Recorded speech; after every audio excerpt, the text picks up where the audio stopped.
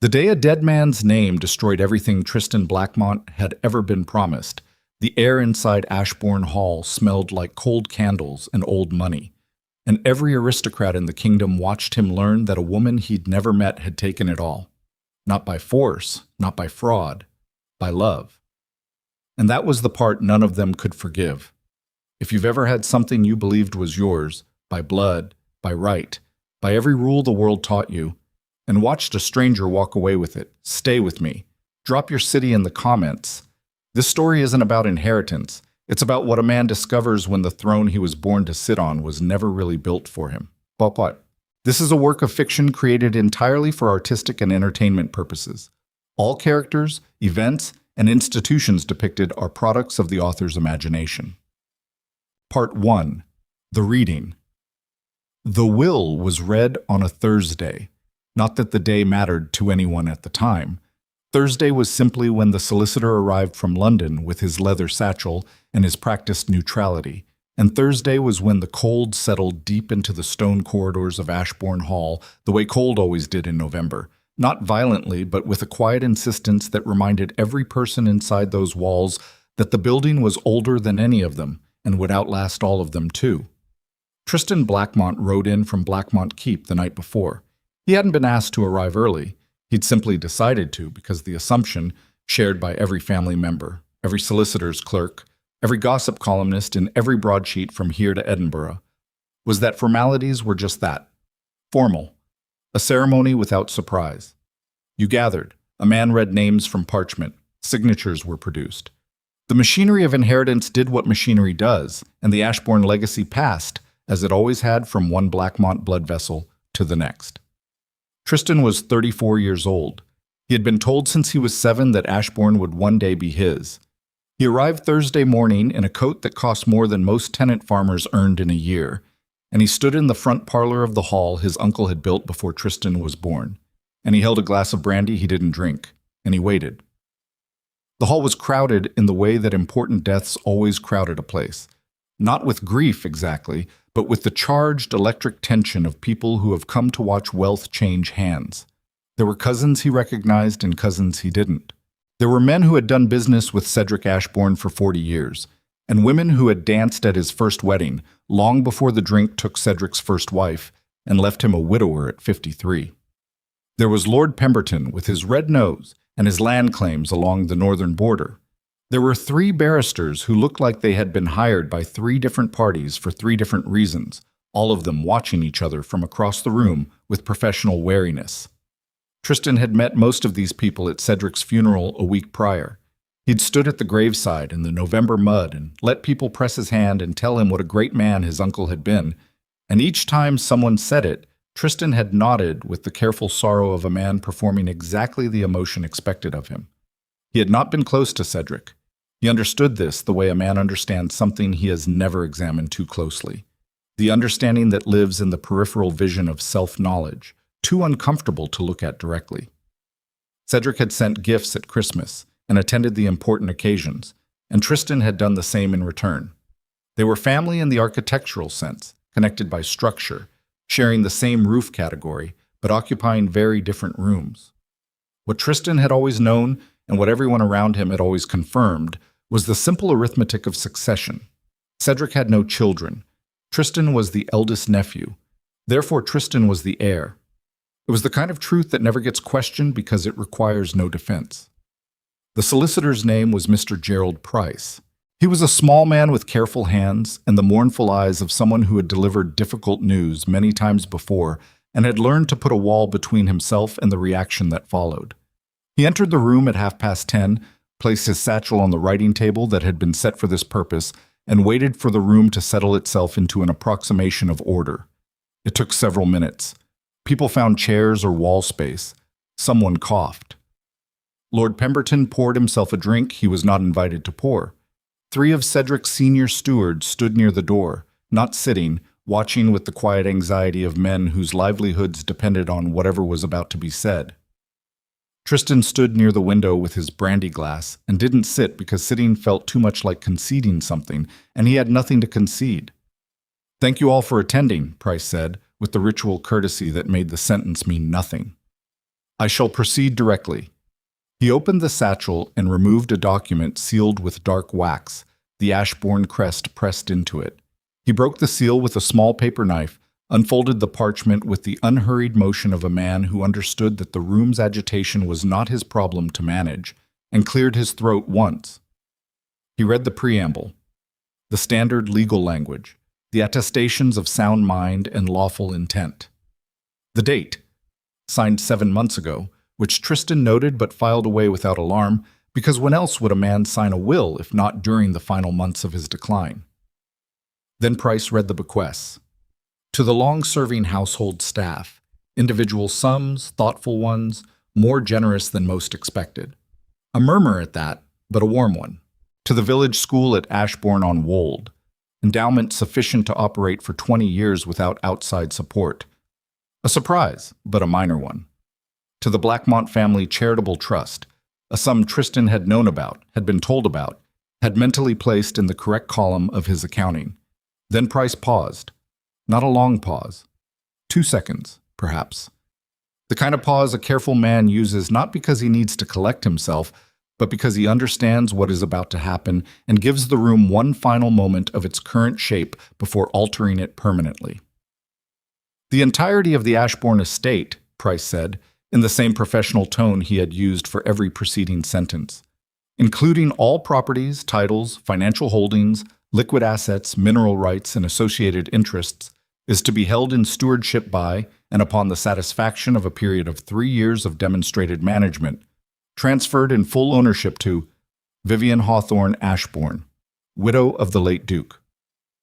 The room did not erupt. It collapsed inward. Like a building with its foundation pulled, there was a terrible suspended moment where the architecture seemed to hold, and then everyone felt the floor drop simultaneously. Tristan heard the words. He heard each one individually. He tracked the syntax. He understood the grammar of what had been said, and still his mind spent several full seconds insisting that it had misheard, that the sentence was unfinished, that Price would continue with the qualifying clause, held in trust until transferred to, and then his name would come, as it always had, as it was supposed to. Price did not continue. The name that landed in that room was Vivian Hawthorne. And Tristan's knowledge of Vivian Hawthorne Ashbourne was precisely this. She existed.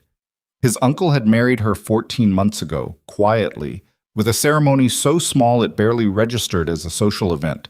A private service in the countryside, 2 witnesses, no announcement of any consequence. Tristan had sent a gift, a silver candlestick set with the Blackmont crest. He had not attended because he had not been invited, and he had not thought too hard about that at the time because Cedric had always been slightly eccentric in his social arrangements, and the age difference, Cedric was 61, the woman reportedly in her mid-30s, had struck most of the family as the late-life decision of a man who had been lonely too long. He had assumed she would be managed. That was the word that had lived, unexamined, in the back of his understanding. Managed. A reasonable settlement, a quiet arrangement, and then the actual work of inheritance could proceed without complication. The room was now full of voices.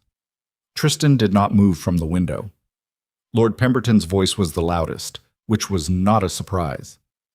"This is absurd," Pemberton said, not to anyone in particular, and to everyone in general. Cedric was ill. He was manipulated. This is a textbook case of undue influence from a woman who married a dying man for exactly this purpose, and we should all be very clear about what we are looking at here. Price had the document on the table and his hands folded on top of it, and his expression had not changed. The will was witnessed by 2 independent parties. It was reviewed and attested by a second solicitor retained specifically for that purpose at the time of signing. The Duke was examined by his physician 1 week prior, who certified his capacity in writing. I am prepared to address procedural questions in proper order. Procedural questions, Pemberton repeated, with a contempt so thick it was almost admirable. One of the cousins, Harland, the younger of the 2 Blackmont cousins, 26 and perpetually anxious, had gone the color of old paper. He was gripping the arm of his chair with both hands. Tristan placed his brandy glass on the windowsill with a careful, controlled motion. His jaw was set. He was aware of his jaw, of the specific tension in it, of the deliberate pressure he was applying to keep his expression from doing what it wanted to do. What it wanted to do was something that would be remembered. He did not intend to be remembered here. "Where is she?" he said. Not loudly, not as a question, really, more as the quiet precursor to something larger. Price looked at him. "The Duchess is not required to be present at the reading." "That's interesting." Tristan moved away from the window for the first time. He walked to the table, not aggressively, with the measured stride of a man who has learned that the appearance of calm control is its own form of force. He stopped across from Price. "A woman who just inherited the largest private estate in 3 counties, and she doesn't have the courtesy to appear for the reading. Her absence is her right under the terms of the document." "Her right." He let the 2 words sit there. "She's been here for 14 months. 14 months in this house, and I have not met her. I have not been introduced. And now I am standing in this room being told she owns everything my family has built for 4 generations, and she's not even in the building." "She is on the property," Price said carefully. "She is in the East Wing. She chose not to. She's in the East Wing." Tristan looked at the table. He looked at the document. "Of course she is." Cousin Harlan made a sound that was almost a word. "She'll contest it," someone said from across the room. One of the 3 barristers, Tristan couldn't tell which. "She'll face challenges from multiple claimants. The legal proceedings alone." "The Duke was very thorough," Price said. He was speaking with the specificity of someone who has anticipated this moment and prepared for it. "The documentation supporting this will is extensive.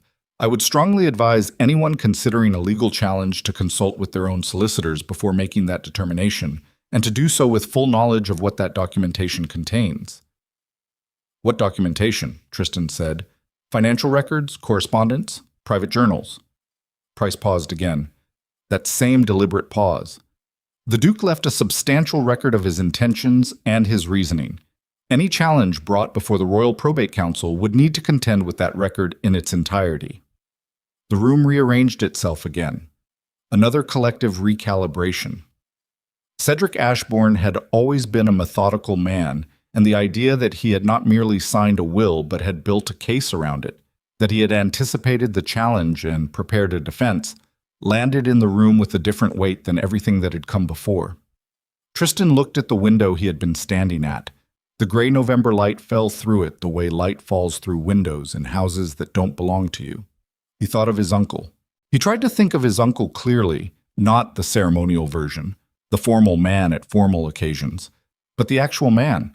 The man with the dry sense of humor and the habit of going silent in the middle of conversations, looking at you with those pale gray eyes, as if he was measuring something he hadn't told you he was measuring.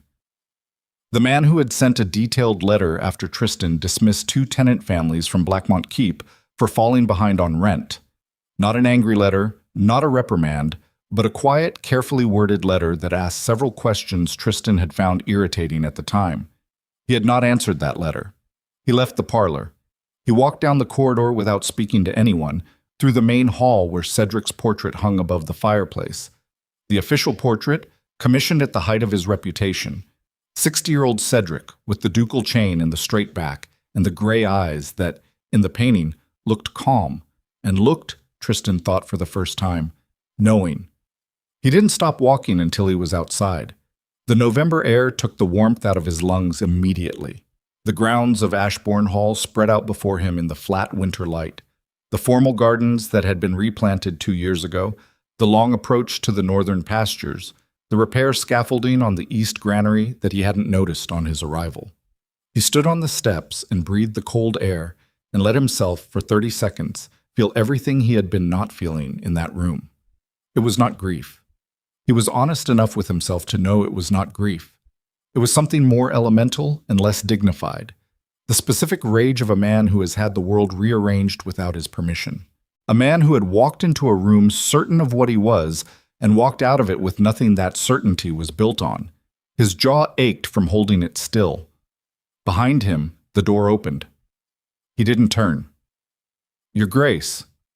It was one of the senior stewards, Alderton, he thought, the man who managed the eastern properties. Alderton was in his 50s, built like a man who had spent his life outdoors, with a face that had been weathered into something careful and uncommunicative. He had been at Ashbourne Hall for as long as Tristan could remember. "What?" Tristan said. "She'd like to speak with you." "Would she?" "Yes, Your Grace." Tristan turned. "She's not Your Grace. I'm Your Grace. She's a widow who married my uncle 14 months ago." Alderton met his eyes without flinching. "The Duchess has requested to speak with you, my lord." The correction was not small. The shift from Your Grace to my lord was the specific social recalibration of a man who understood that the titles in this house had just changed, and who was applying them with the quiet, unmovable accuracy of someone who had already decided what side of this he was on. Tristan looked at Alderton for a long moment. "Fine," he said. He followed Alderton through a side entrance and along a corridor he hadn't used in years. The older part of the house, the stone passage that connected the main wing to the east, where the ceilings were lower and the windows overlooked the kitchen gardens. It was cold here in a different way. Not inhospitable, just old. The kind of cold that belongs to a building rather than to a season. Alderton opened a door at the end of the corridor and stepped aside. Tristan went in. The room was a working study. That was the first thing he registered. It was not a sitting room arranged for visitors, not a parlor dressed with the self-conscious elegance of someone trying to impress. There were ledgers open on the writing desk, 3 of them, stacked with the comfortable untidiness of documents in active use.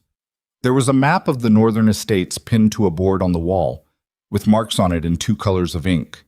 There were letters in sorted piles. A fire in the grate, small and practical. The smell of wood smoke and old paper. Vivian Ashbourne was standing at the window when he entered. She turned as he came in. He had expected, without quite forming the expectation, that she would look like the category his mind had placed her in. Young in a soft way. Pretty in a decorative way. Constructed with the tools available to women who understand that beauty is a form of currency and deploy it accordingly. She was not that. She was perhaps 35, with brown hair pulled back in a practical arrangement that had nothing performative about it, and dark eyes that looked at him with the directness of someone who has had the luxury of stopped caring what their directness communicates. She was wearing a gray dress, well made, not ornate, and she looked slightly tired, the way people look when they have been working for a long time, and sleep has become secondary to necessity. She was not, he noted against his will, what he had come in here expecting to deconstruct. "Mr. Blackmont?" she said. "Duke Blackmont," he said. "Of course." She didn't flinch. "Thank you for coming." "I didn't come as a courtesy. I came because I want to understand what exactly is happening here." "Then sit down." "I'll stand." "As you prefer." She moved to the desk and stood behind it, not sitting either, with her hands resting on the ledger nearest to her. "I imagine the reading was a considerable shock." "What I imagine," Tristan said, "is that you're a very clever woman who spent 14 months getting an ill old man to sign his name where you directed it." The room held that for a moment. Vivian Ashbourne looked at him without hurry. "Is that what you imagine?" she said. "That's what the evidence suggests." "What evidence?" "The timing alone. He marries you 13 months before he dies. He doesn't introduce you to his family. He quietly revises a will that has been in place for a decade. Those are not the actions of a man in possession of his full faculties. Those are not the actions of a man who trusted his family to respond well to something he had decided," she said. Her voice was even. Not cold, not defensive. The specific even tone of someone who has considered what they're saying before they say it and has decided that what they're saying is accurate. There's a difference. Semantics. No, not semantics. One suggests his mind was failing. The other suggests he understood exactly how this room would behave today and chose his arrangements accordingly. Tristan looked at the map on the wall. The northern estates, his uncle's lands, the Ashbourne lands, lands he had assumed since childhood would carry his name. The marks on the map were in red and blue ink. He didn't know what they meant. "What are those?" he said, gesturing to the map. Vivian turned slightly to look at it. "Red marks are properties that required structural repair over the past 2 years. Blue marks are tenancies that required financial intervention during the winter crisis 18 months ago." Financial intervention. Several families couldn't pay rent. The winter was severe and the harvest had been poor. I arranged for the rent demands to be suspended for 3 months and redirected a portion of the estate reserves to purchase food supplies for the affected villages. Tristan looked at the map. There were many red marks. There were more blue marks than he would have guessed. You redirected estate reserves. Cedric authorized it. While he was ill. While he was ill and in possession of his judgment, yes. She didn't add anything to that. She let it sit, the way someone lets a stone drop into water and doesn't speak while the ripples go out. This is exactly what I'm describing, Tristan said. An ill man under the influence of a woman with access to his accounts. I want to show you something. She opened the ledger on the desk and turned it to face him. This is the household account for the Eastern Quarter before and after the past 2 years of management. The left column is where the estate stood when I arrived. The right column is where it stands now. He didn't cross to the desk. You can look at it or not, she said. That's your choice. But if you're going to make a legal claim before the Royal Probate Council, and I understand that you almost certainly will, you'll see these numbers there, in a rather larger room and with rather less privacy. The word legal landed like a nail being driven home. He crossed to the desk and looked at the ledger. He was not a man who struggled with numbers.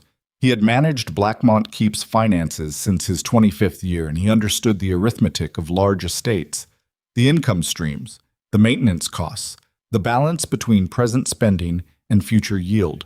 He knew what healthy numbers looked like and what declining numbers looked like, and what the specific shape of decline looked like when it had been arrested and reversed. He looked at the right-hand column. He looked at it for longer than he intended to. These are accurate, he said, not as a question. They're audited, she said, quarterly, by a London firm that has no connection to Ashbourne estate and no interest in what these numbers say beyond the accuracy of the record. He stepped back from the desk. The fire popped. Outside, the gray November light had shifted slightly. Cloud cover moving, the quality of the light through the window changing from flat to almost luminous, and then back to flat again. I'm going to contest this, he said. I know. You understand what that means. I have the resources to pursue this for years. The legal proceedings alone could leave the entire estate in suspension. I know what the proceedings would look like. She closed the ledger with a quiet, deliberate movement. I also know what Cedric left in his journals, and what his private correspondence says, and what every member of this household staff would say if called to testify. And I know that you have never set foot on the Ashbourne estate for a purpose other than a formal occasion. I know the names of the tenant families on the northern quarter. You don't. That is not an accusation. It's simply a fact, and facts don't change because of what we decide to argue in front of a council. Tristan stared at her. She was not performing this. That was what crept under his skin and refused to stop moving. She was not performing any of it. There was no tremor of social anxiety in her posture, no careful watchfulness for his approval, no micro-adjustments in her expression to manage his reaction. She was simply standing in a working study surrounded by ledgers and maps and telling him things in the manner of someone who has decided that the truth is the most defensible position available to her and has therefore decided to occupy it. You're very confident, he said. No, she said. I'm very tired. There's a difference. Something in the quality of the silence that followed that sentence was different from all the silences that had come before it. Why did he do it? Tristan said. He hadn't meant to ask it.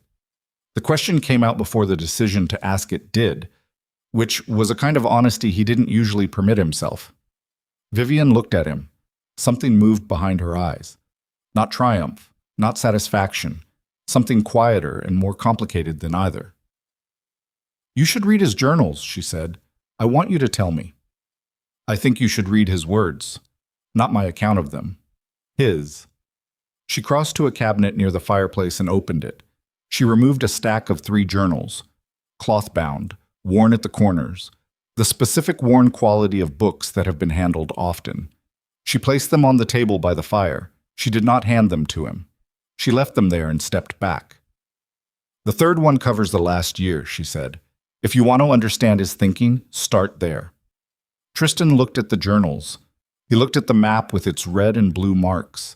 He looked at the woman standing by the fireplace who had, in 14 months, done something to his uncle's estate that he could not yet measure and was not yet willing to admit to measuring. "This conversation isn't over," he said. "I know," she said. He picked up the journals. He left the room. In the corridor, Alderton was waiting. The steward said nothing, only fell into step a respectful distance behind, and they walked back through the old stone passage and into the main wing, and the house made its old house sounds around them. The settle of beams, the distant murmur of voices from the front parlor where the arguments were presumably still in progress. Tristan carried the 3 journals under his arm and walked out of Ashbourne Hall into the November afternoon and stood beside his horse for a long time without mounting. He thought about his uncle's letter, the one about the tenant families at Blackmont Keep, the one he hadn't answered, the one he had filed away because the questions in it had been uncomfortable, and discomfort, in Tristan's experience, was best managed through the strategic application of distance. He opened the 3rd journal. Standing there in the cold with the stable boy watching him from across the yard, he turned to the last section, the final months, and read. Cedric Ashbourne's handwriting was precise. Always had been. Even in decline, the letters were formed with the deliberate care of a man who believed that how you wrote a thing was part of what it meant. Tristan read for 20 minutes. He turned pages. He read sentences and read them again. He reached a passage near the end, 6 months before the death, 5 months before the will was signed, and stood very still in the cold November yard with the journal open in his hands. The passage read, "He would be a good man if he allowed himself to be." That is the tragedy of the thing. Not a lack of capacity, but a lack of occasion. He has never had to choose who he is. Everything he needed arrived before he needed to reach for it. A man who has never reached for anything cannot know what he is made of. I'm not punishing him. I'm giving him the only thing I have left to give, the necessity of choosing. Tristan stood with the journal open in the November cold. He read those 4 sentences 3 times. Then the sound reached him, carried across the grounds from the direction of the village road, the sound of wheels and a fast horse, the specific urgent sound of a rider pushing speed in a situation that didn't call for leisure. He looked up. A messenger on a dark horse was coming up the approach at a canter, pulling to a halt at the main gate, exchanging something with the gateman, pointing at Tristan specifically, with the direct intent of someone who had been given a name and is placing the name on a face. The gateman opened the gate. The rider came through and stopped in front of Tristan with a foam-flecked horse and a sealed letter in his hand. He held it out. The seal was the crest of the Royal Probate Council. Tristan took it. He broke the seal with his thumb. He read. The letter was short, 3 sentences, in the formal language of official notification. The council had been contacted by a party who had filed a preliminary claim against the Ashbourne estate on the grounds of testamentary incapacity and undue influence. The filing had been accompanied by a body of documentary evidence. The council was convening an emergency preliminary hearing in 14 days to determine whether the claim warranted full proceedings. Tristan had not filed this claim. He had not contacted the council. He turned the letter over, looking for the name of the filing party. The claimant was listed as Lord William Ashbourne, Cedric's younger brother, a man Tristan had not spoken with in 6 years, a man who, as far as he had known, had no standing to claim anything in this estate, a man who, as far as anyone in this family had acknowledged for a long time, was in significant debt to parties whose identity had never been fully established. And below Lord William's name, in the secondary notation that indicated affiliated parties, was a second name. A name that made no sense at the legal level and made perfect, horrifying sense at the human level. The second name was Tristan Blackmont. He was listed as a co-claimant. His signature was on the filing documents. Tristan had never signed those documents. He had never seen those documents. He had been in this county since yesterday morning and had spoken to no one connected to the council. Someone had signed his name. And as he stood there in the cold with the journal under one arm and the council's letter in his hand, the implications of that landed on him with the full terrible weight of a world that had just gotten significantly more complicated. Because this was no longer simply about his uncle's will, and no longer simply about a woman who might or might not have earned everything she'd been given, and no longer simply about what Cedric had or had not intended. Someone else was moving in this, and they were moving with a speed and a precision that suggested they had been ready before the body was cold. and they had used his name to do it. The writer left the way he'd come, and the sound of hooves on frozen ground faded into the gray afternoon, until there was nothing left of it but the cold and the letter in Tristan's hand, and the specific understanding that someone had moved against him before he'd had the chance to move at all. He stood in the yard for another 30 seconds, not from indecision, from the deliberate physiological discipline of a man who has learned that the first action taken in fury is almost never the right one. He made himself breathe. He made himself read the letter again, slower, letting the legal language settle into its actual meaning rather than the meaning his rage was trying to assign it. His name on a filing he hadn't authorized. William Ashbourne, a man he'd written off as a peripheral embarrassment, suddenly at the center of a royal probate claim. Documentary evidence, already submitted, 14 days. He walked back inside. Alderton was still in the corridor because Alderton, it seemed, was always where he was needed. Tristan stopped in front of him and held out the letter without speaking. Alderton read it with the steady eyes of a man who doesn't allow his face to be used against him. "Lord William," Alderton said, "when did he arrive in the county?" "3 days ago, my lord. He's staying at the Hare and Crown in the village." "Before the reading?" "Yes." Tristan took the letter back. He was here before the reading, and no one thought to mention it. "I mentioned it to the Duchess." That landed. Tristan looked at him.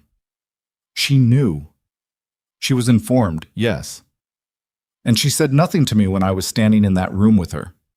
Alderton met his eyes with the careful neutrality of a man who has opinions and has decided this is not the moment for them. "That would be a question for the Duchess, my lord." Tristan walked. He didn't go back to the study.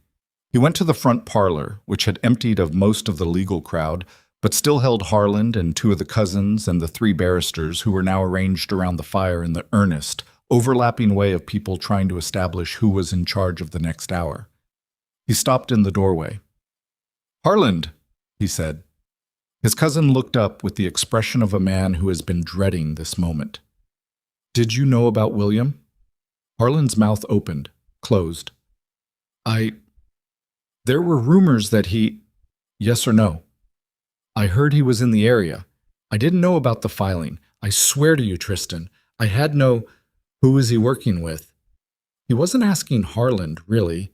He was asking the room, the air, the general arrangement of forces that had assembled themselves while he'd been standing at a window holding a brandy glass and assuming the world was still organized the way he'd left it. William hasn't got the money for a probate council challenge. He hasn't got the resources for the documentation they're claiming. Someone is funding him. One of the barristers, a thin man named Fitch, who had been hired by Pemberton's family, cleared his throat. "There is a possibility that..." "Don't speculate," Tristan said. "Find out." He went upstairs.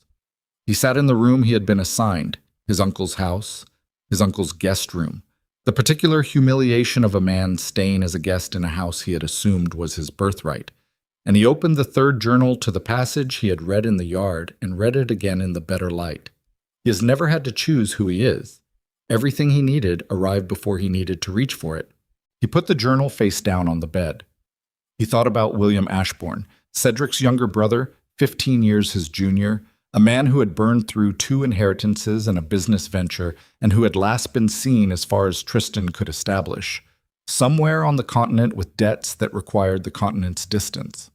A man with a title that had no estate attached to it, charm that worked best at a distance, and the specific skill set of someone who had learned early that other people's crises were navigable opportunities. Someone had found William and pointed him at this. The question was who? And the more uncomfortable question, which arrived behind the first one without being invited, was what they expected to get from it. Because if William was being used, someone was using him toward a purpose, and that purpose was not simply contesting the Ashbourne will. The probate council proceedings would be long and expensive, and the outcome uncertain. No one with real resources funded a gamble like that without an angle that went beyond the gamble itself. Tristan lay back on the bed with the journals on the coverlet beside him. Outside, the November dark came early, the way it does in the country in late autumn. Not gradually, but decisively, the light going from gray to gone with the speed of a curtain dropped. He didn't sleep. He was in the stable yard at 6 the next morning, and Alderton was there before him. "I need to speak with the household staff," Tristan said. "Every senior member. Start with whoever has been here longest." Alderton looked at him steadily. "May I ask the purpose?" "I want to know about her." He didn't say her name. He didn't need to. "Not gossip, not opinion. I want to know what she did specifically in the time she's been here. Decisions she made, problems she handled, who she spoke with, and what she spent and where she went. Facts." Alderton was quiet for a moment. The horses shifted in the stalls behind them, the warm breath smell of animal heat in the cold morning air. "My lord," Alderton said, "I've been with this estate 31 years. I served the Duke's father before I served him." "I know." "Then you'll understand when I say that the answer to your question is going to take some time, and you'll want to hear all of it." "I have 14 days," Tristan said. "Then start with Mrs. Holt," Alderton said. "She runs the kitchens and the household accounts. She'll be in by 6:30. Mrs. Holt was a broad woman with flour on her apron and the unapologetic directness of someone who has kept an institution running for long enough that she no longer worries about who she's talking to. She sat across from Tristan at the kitchen table. She didn't offer the sitting room, and he didn't ask for it. And she talked for 40 minutes. "Winter before last," she said. "January. We had 23 families in the northern quarter who couldn't cover rent because the harvest had failed by half, and there'd been sickness in the village that took 2 of the breadwinning men. Now, under the old system, not criticizing, that's just how it was run, the estate would have issued the demand, given a grace period, and if payment wasn't made, the tenancy would have been reviewed." "That's standard practice," Tristan said. "Yes, my lord, standard. She came to me in the second week of January and asked for the household ledgers for the past 3 years. Not asked. She was the Duchess. She didn't ask. She just came in and said she needed them and sat at that table there and went through every line. Took her 2 days. And then she went to the estate solicitor, not Price, the local man, Mr. Carver, and she had the rent demand suspended. Then she sold 3 pieces of jewelry at the Cheltenham auction house. Her own. Not estate property, her personal pieces. The proceeds went to purchase grain and coal for the affected families. No fanfare, no announcement. Mr. Carver has the receipts." Tristan looked at the table. "How much?" he said. "The jewelry? About £400 all told. Fed families through February and into March." He stayed at the kitchen table another 20 minutes, not asking questions, just listening to Mrs. Holt talk about the 2 years with the precision of someone describing events that had mattered to her personally, not professionally. She talked about the northeast granary repair that had been deferred for 6 years before Vivian identified it as a structural risk and had it addressed in summer. She talked about the estate school that had been shuttered for lack of a teacher until Vivian located and funded one from the county council. She talked with the specific weighted detail of a woman who had watched this unfold from close range and had decided that bearing accurate witness was its own form of loyalty. When he left the kitchen, he stood in the yard for a moment with his breath making vapor in the morning cold. He went to find Mr. Carver. The village solicitor had an office above the postal station on the main street, a small room stacked with the particular topography of a country lawyer, boxes of documents, old correspondence, the comfortable disorder of a practice that handles everything from tenancy agreements to local disputes to the occasional dramatic death. Carver was 60, unhurried, and he received Tristan with the professional neutrality of a man who understood that his job today was to be accurate, and that accuracy was its own protection. "The rent suspensions," Tristan said. Mrs. Holt mentioned receipts. Carver produced them. He produced them with the efficiency of someone who had expected this visit, which was either impressive preparation or confirmation that it had already been anticipated. The receipts were organized: the jewelry auction house, the grain merchant, the coal supplier, dates and amounts and signatures. "She handled this herself," Tristan said. "She brought it to me for the paperwork. The decision was hers. The Duke was ill that month, confined to his rooms, reduced capacity. His physician was visiting twice weekly. She didn't bring it to him because she said he had enough to carry." Carver paused. "She said that specifically. He has enough to carry. Tristan looked at the receipts. "What did Cedric say about her?" he said. "Not in the will, to you, personally." Carver was quiet for a moment. The office made its small sounds, street noise from below, the tick of a clock on the wall. "He said she was the only person in his life who consistently told him things he didn't want to hear," Carver said. "He said he'd been surrounded by agreement for 40 years, and he'd forgotten what actual counsel felt like. He was, I think the word I'd use is grateful, in a way that went beyond what that word usually means." Tristan put the receipts down. "Is there anything in this investigation you're conducting," Carver said carefully, "that would benefit from the complete record of estate management over the past 2 years? Because if you're building a case for the probate council, the complete record is going to be entered into evidence regardless. You might as well see it now." Tristan looked at him. "You're suggesting I read the evidence against my own claim before I've decided whether to pursue it?" "I'm suggesting," Carver said, "that a man who walks into the council chamber without knowing what the other side holds is not a man who is prepared adequately." He spent the rest of the morning in Carver's office with the estate records spread across the table, and what he found in those records did something to his understanding of the situation that he hadn't authorized and couldn't fully arrest. The numbers told a story with the specificity that numbers have and sentiment doesn't. The actual trajectory of the estate under Vivian's management, the decisions and their outcomes, the problems identified and addressed, the capital deployed and the return generated. It was not the record of a woman who had married a wealthy man and spent his money. It was the record of a woman who had come into a declining institution and treated it as a problem to be solved. He thought about that on the ride back to the hall. He thought about it with the discomfort of a man whose original thesis, clever schemer, manipulated invalid, forged legacy, was coming apart under the weight of evidence that hadn't been manufactured for his benefit and didn't care what he concluded. The problem with evidence, when it comes from enough independent directions, is that it stops being deniable. One witness can be biased, one ledger can be altered, one solicitor can be bought. But Mrs. Holt and Mr. Carver and the granary receipts and the jewelry auction records and the rent suspension documents and the estate improvement accounts and the winter provision invoices, the aggregate of all of it assembled into a shape that had only one reading. She had done exactly what she said she'd done, which meant the question was no longer what kind of woman she was. The question was who had forged his signature on a Royal Probate Council filing, and why, and what they expected to gain from it that was worth the criminal exposure of that act. He was back in the stable yard by early afternoon. Harlan was waiting for him, which was unusual enough to register. "William wants to meet," Harlan said. "How do you know?" "He sent a note to me this morning. He's asking for a meeting with you tonight. The Hare and Crown."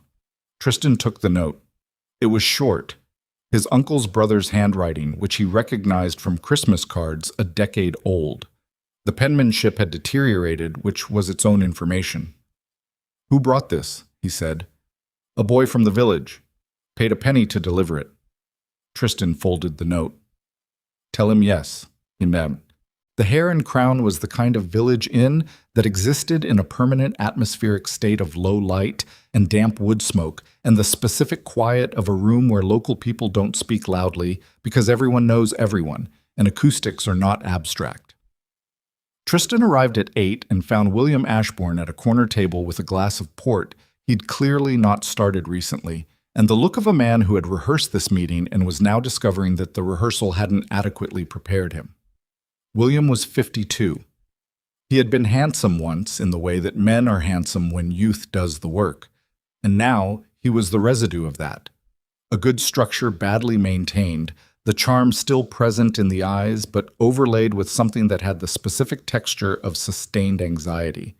He stood when Tristan came in, which was either respect or theater. "Tristan," he said. "Sit down, William." Tristan pulled out the opposite chair and sat. He didn't remove his coat. "You filed a claim before the Royal Probate Council using my name." William's mouth moved. "I filed a claim on behalf of the legitimate Ashbourne family, using my name, without my authorization, which is fraud. Which is, I was acting in the family's interest. The family's interest." Tristan looked at him. "What family? You haven't set foot in England in 6 years. You have no estate, no seat, no standing in this inheritance. You are Cedric's brother, and Cedric left you a named bequest in that will. Did you read that far? He left you £3,000 and a specific written notation that it represented the entirety of your claim. He was very deliberate about it. William's jaw worked. The port glass turned in his fingers. He was manipulated. The woman? What woman? Describe her to me. She married him when he was already declining. She had access to his finances. Have you met her? Silence. You filed a probate council claim against a woman you have never met, Tristan said. I don't need to have met her to know what Who's paying you, William? The glass stopped turning. There it was. The specific stillness that arrives when a question lands exactly on the thing a person didn't want landed on.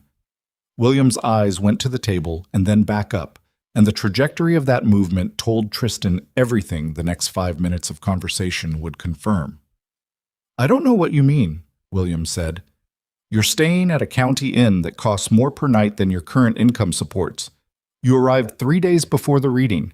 You had documentation ready for a probate filing within 24 hours of the will being read. That kind of preparation takes resources and legal access that you don't have.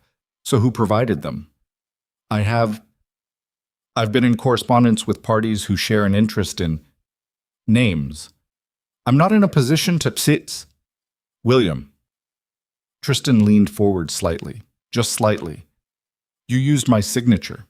Whatever arrangement you've made, whatever you've been promised, you have exposed me to criminal liability on a filing I didn't authorize. That makes this my problem in a way you cannot afford. Give me a name. William looked at him for a long moment. The fire in the grate made its fire sounds. The barman at the far end of the room was deliberately not looking in their direction. Pemberton, William said very quietly. Tristan went still.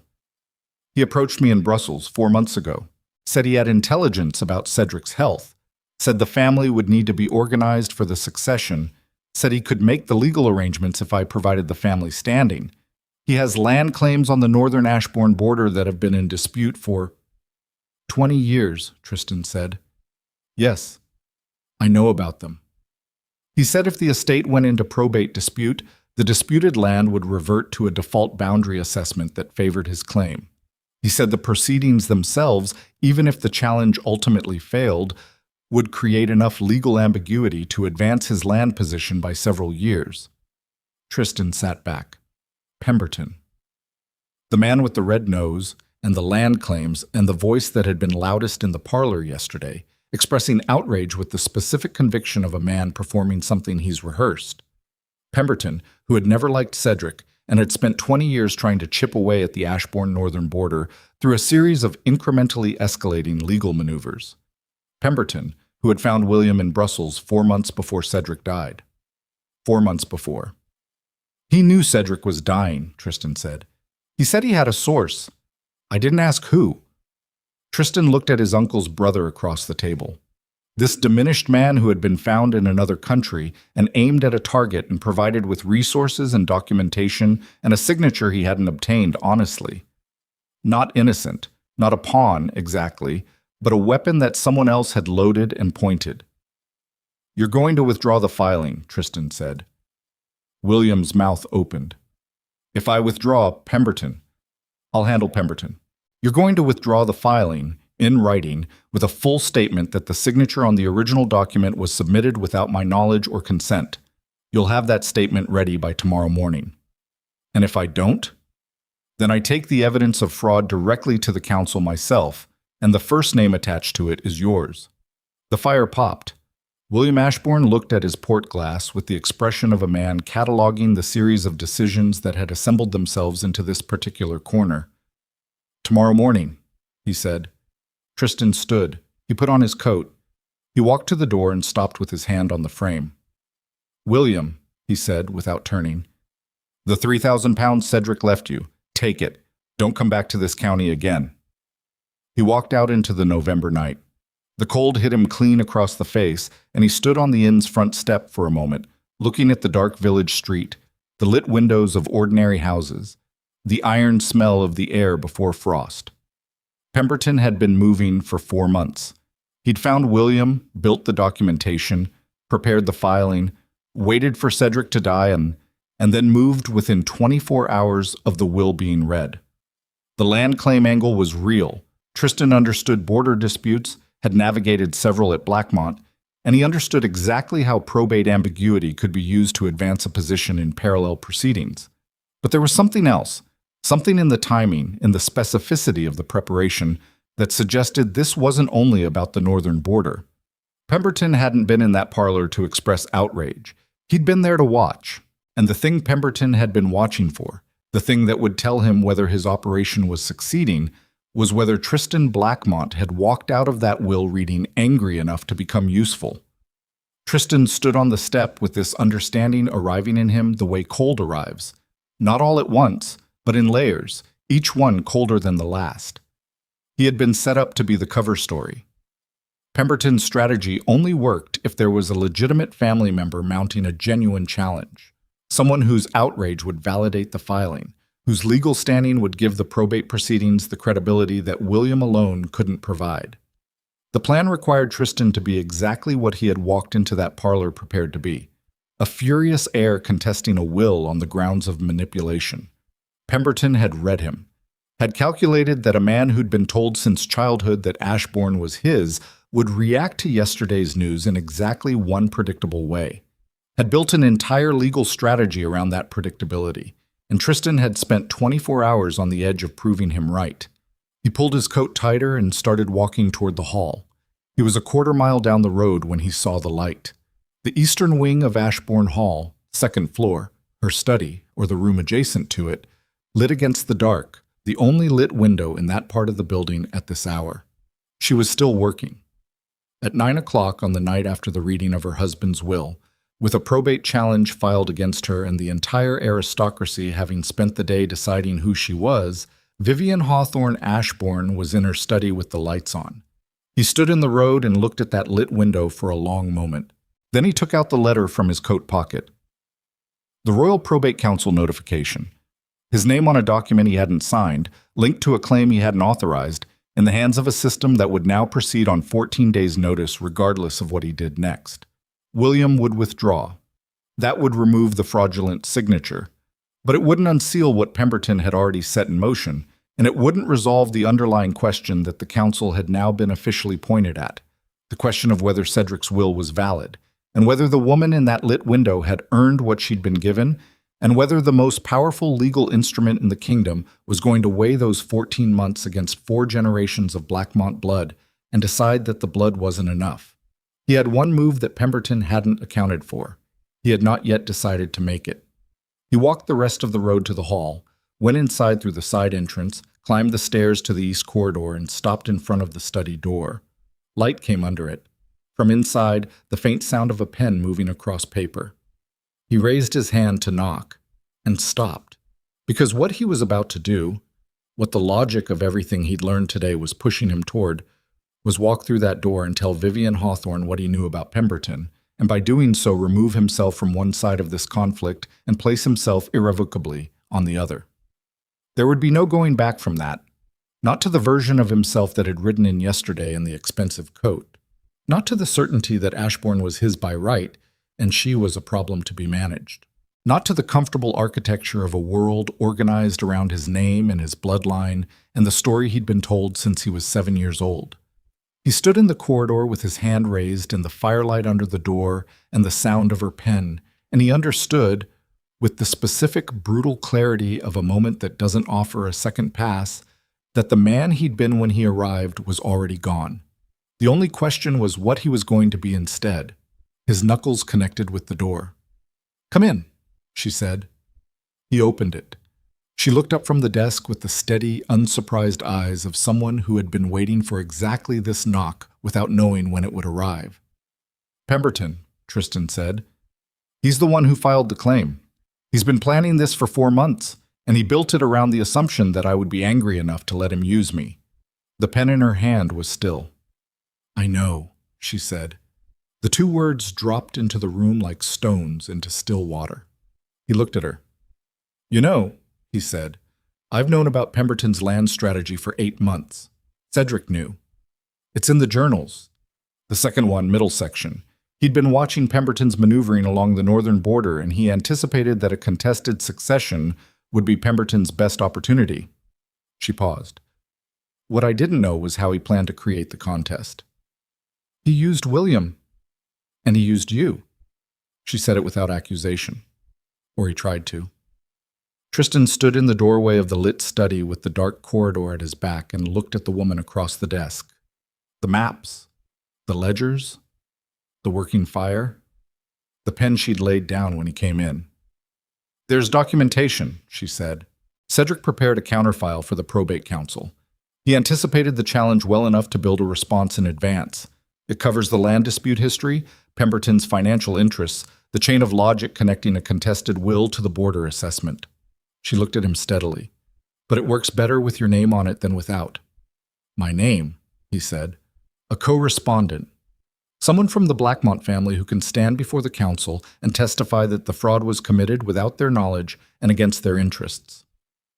The fire in the grate, the lit window in the dark house, the dead man who had read them both and left them here together, in this corridor, in this moment, with this choice to make. Cedric planned this too, didn't he? Tristan said. Vivian looked at him for a long moment. Something behind her eyes that wasn't triumph and wasn't sorrow, but was something older and harder than either. Read the second journal, she said. Then tell me what you think. He took the second journal from the cabinet she opened for him and walked out of the study, and the door closed behind him, and standing alone in the dark corridor with the leather-bound book in his hands, he understood that he had just crossed a line he hadn't seen until he was already on the other side of it, and that whatever came next before the Royal Probate Council in 14 days was going to be not a contest between himself and Vivian Hawthorne, but something far more dangerous. The truth. He read the second journal through the night.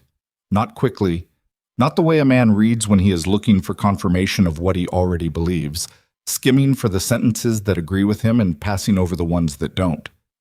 He read the way a man reads when he has stopped knowing what he believes, and has nothing left to do but let the words arrive in their actual order and mean what they actually mean. Cedric Ashbourne had written in the second journal with a density that the first lacked. The first had the measured, occasional quality of a man recording events at a distance, but the second had the urgency of a man who understood his time was contracting and had things to say that he had not yet said. The handwriting was still precise. Even in the acceleration of illness, Cedric had kept the letters formed. It was one of the first things Tristan noticed, and he didn't examine why it moved him. The early sections covered the marriage, not the ceremony. There were barely 2 sentences about the ceremony, but the months before it, the period when Cedric had been watching Vivian manage a household crisis involving a flooded lower wing and a disputed contractor and a staff dispute that had been festering for 3 years before her arrival. He wrote about her the way a scientist writes about an unexpected experimental result, with the specific excitement of someone whose theory has been challenged by evidence and who finds the challenge more interesting than the theory. She does not ask permission to solve problems, Cedric had written. She asks whether the solution is correct. This is a distinction most people in this house have never encountered and don't immediately know what to do with. Tristan read that sentence twice. He read past the marriage into the first winter, into the months of Cedric's accelerating decline. He read about the rent suspensions, from Cedric's side of the account, watching Vivian make a decision he hadn't been well enough to make himself and feeling, by his own description, not diminished but relieved. He read about the conversations they'd had in the evenings, when Cedric was well enough to sit up. The conversations about the estate, about the tenants, about the northern border dispute, about Pemberton's maneuvering along the boundary line that Cedric had been tracking for 2 decades. And then he reached the section dated 8 months before the death, and he read the passage that Vivian had not told him about and that he had not known to look for. I have written to Tristan twice this year, once about the tenant matter at Blackmont Keep, which he did not answer, once about the northern boundary question, to which he sent a reply so brief and so certain of its own correctness that I understood for the first time why his father's advisors used to dread his confidence. He is not a cruel man. I want to be precise about this because precision matters more now than it ever did. He is not cruel and he is not stupid. He is something harder to address than either. He is a man who has been arranged very carefully by a lifetime of ease and agreement into a shape that does not bend. The question I cannot answer, the question I find myself returning to in these late nights when the pain allows thinking but not sleep, is whether the shape can change, whether something breaking it open would reveal a different man underneath. I have decided to find out. I understand this is not a small thing to do to a person. I have made peace with it because the alternative is leaving these lands, these people, this work, to a man who has never been asked to be adequate to it. If I am wrong about him, I will have done him an injustice. If I am right, I will have given him the only chance he was ever going to get. Tristan set the journal on the bed beside him. Outside, the November dark had gone from black to the particular deep blue that precedes dawn, the light not arriving yet, but the darkness losing its confidence. He had not slept. He was aware of not having slept the way you are aware of a wound that hasn't begun to hurt yet, but which your body has already registered as damage. His uncle had known, had calculated, had arranged the entire structure of the inheritance, not impulsively, not from sentiment, not from manipulation by anyone, but from the cold, considered judgment of a dying man who had looked at everything he was leaving behind and decided that the right hands for it were not the expected ones, and had decided, additionally, that the wrong hands might become the right ones if given no alternative. He picked up the journal again. He read the last 20 pages without stopping. By the time the dawn light came properly through the window, he had read everything Cedric had left for anyone to find, and he sat on the edge of the bed in the gray morning light with the understanding that the man he had come here to defeat had been dead for 2 weeks and had already won. He dressed. He went downstairs. Harlan was in the breakfast room, which was the first surprise. Harlan was never up before 9. He was sitting at the table with a cup of tea he wasn't drinking and an expression that Tristan classified incorrectly as the hangover face of a man who had been up too late processing the events of the previous day. "You're early," Tristan said. Harlan looked up at him, and the expression resolved into something else. Not a hangover. Something with more architecture than a hangover. Something that had been sitting there waiting for him to walk through the door. "Sit down," Harlan said. It was the first time in Tristan's memory that his younger cousin had said those words to him, in that tone, with that quality of steady dread that comes from a man who has spent the night deciding to say something and has arrived, finally, at the moment of saying it. Tristan sat. "What did you do?" he said. Harlan looked at his tea. "I need you to hear me out." "What did you do, Harlan?" 6 months ago. Harlan's hands were flat on the table, not moving. Pemberton came to me. Before he went to Brussels, before William, he came to me first. He knew about Cedric's health. He knew the will had been revised. He said the family needed to be organized, that there were interests at stake, that if someone with legitimate Blackmont standing could provide preliminary documentation for a council challenge, the filing would carry more weight than William could give it. The breakfast room was very quiet. "He came to you first," Tristan said. "Yes." "And you told him no." The pause before Harlan's answer was 3 seconds long, and those 3 seconds were the most informative 3 seconds of the entire conversation. "I told him I needed time to consider it," Harlan said. "And while I was considering it, he asked me, as a preliminary matter, while I was still thinking, whether he could use certain documentation. Correspondence. A letter you had sent to me in September, about the estate question, about your position on the succession." Tristan went completely still. "A letter," he said, "a private letter. You wrote to me in September asking my view on the Ashbourne situation, whether I thought Cedric's marriage changed the inheritance picture, whether I thought there were grounds for concern. You wrote it as..." "It was a private letter, Tristan. It was a question between cousins. You didn't intend it to be..." "Harlan." He took it. The words came out of Harlan in the specific way that words come out of a man who has been holding them at enormous pressure for a long time. "I didn't give it to him. He came to the house, we had dinner, and afterward the letter was gone from my study. I didn't know he'd taken it until after the reading, until I heard about the council filing, and then I understood what he must have. I didn't authorize it. I swear to you, I didn't..." "What was in the letter?" Tristan said. His voice had gone to a place where volume was unnecessary, and the absence of it was its own force. You expressed concern that Cedric's marriage might create complications for the succession.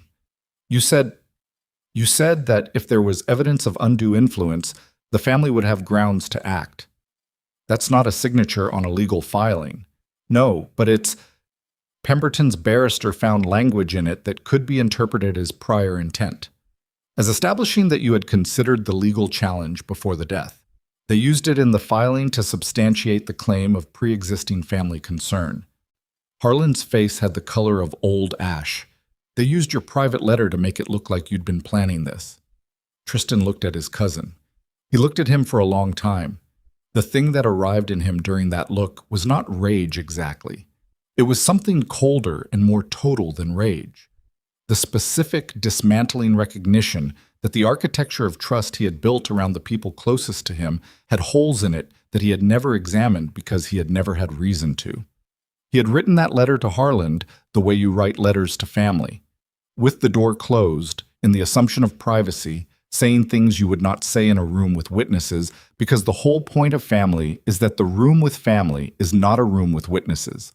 And Harland had let a man come to dinner, and a letter had disappeared, and Harland had spent 6 months knowing this and saying nothing while Tristan walked into Ashbourne Hall and stood at a window with a brandy glass and assumed the world was still his. "When were you going to tell me?" Tristan said. "I was trying to find a way." "When?" Harland's mouth worked. "I didn't know how to—" "You didn't know how!" Tristan stood. The chair moved back and the sound of it was sharp in the quiet room. "I walked into that parlor yesterday not knowing that my name was already on a council filing. I went to meet William last night not knowing that the documentation came partly from my own correspondence. I have been operating in this situation without the one piece of information that would have changed every calculation, and you were sitting on it." "I was frightened," Harland said. It came out raw, stripped of the dignity that the rest of the conversation had been laboring to maintain. "Pemberton has influence in 3 counties.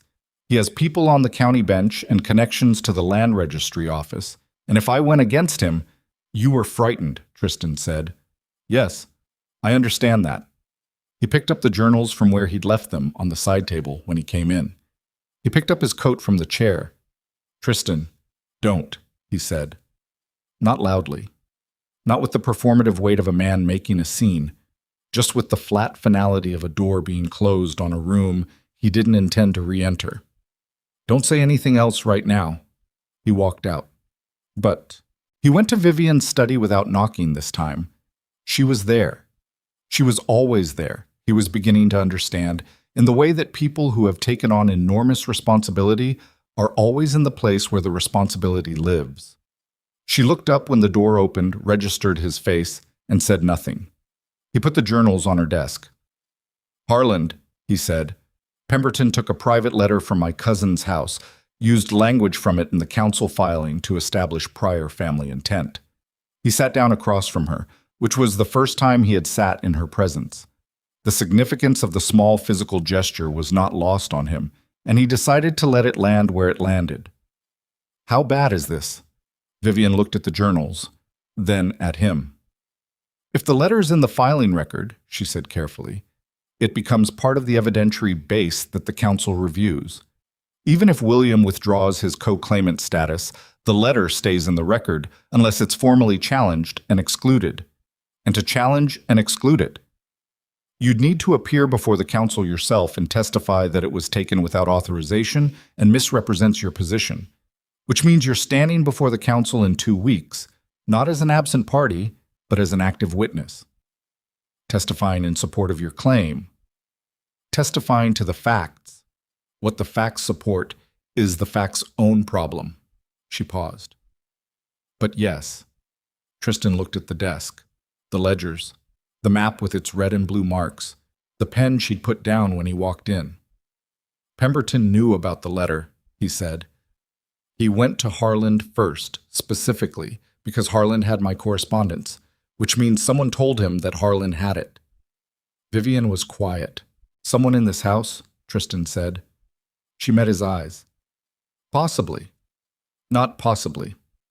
Pemberton came to Harland before he went to Brussels, before William, before the filing.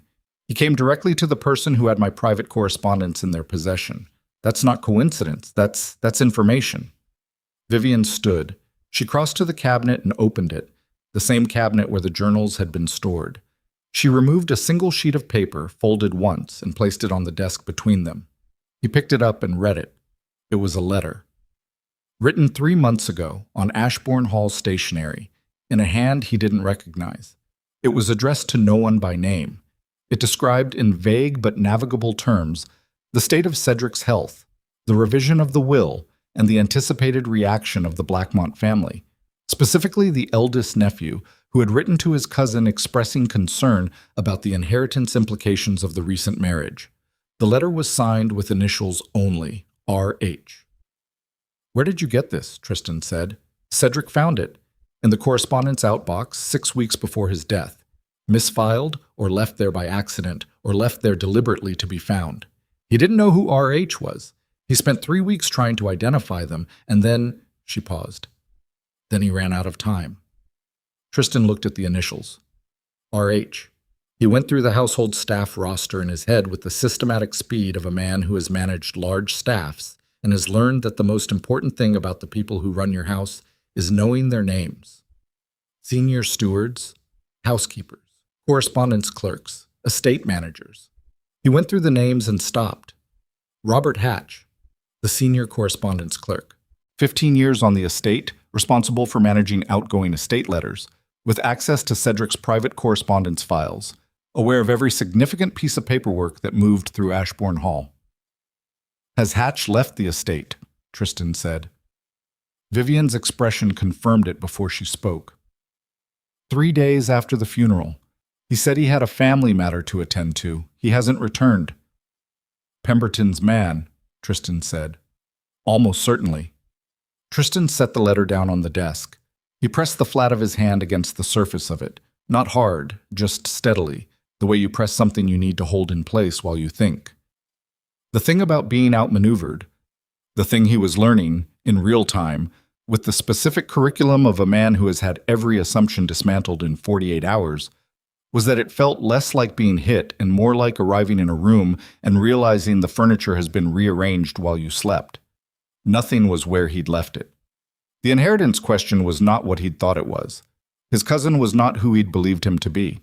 His uncle had not been what Tristan had classified him as. And his own role in this, the role Pemberton had written for him, was not the role of an outraged heir, but the role of an unwitting instrument in a land dispute that had been running for 20 years and had finally found its opportunity. He lifted his hand from the letter. "The council hearing is in 13 days, he said. "Yes." "Price has the counterfile Cedric prepared." "He does. I've reviewed it. It's thorough. But it needs the forged signature issue addressed before it can be entered, and it needs testimony about the letter." He looked at her. "It needs me in that room." "Yes," she said.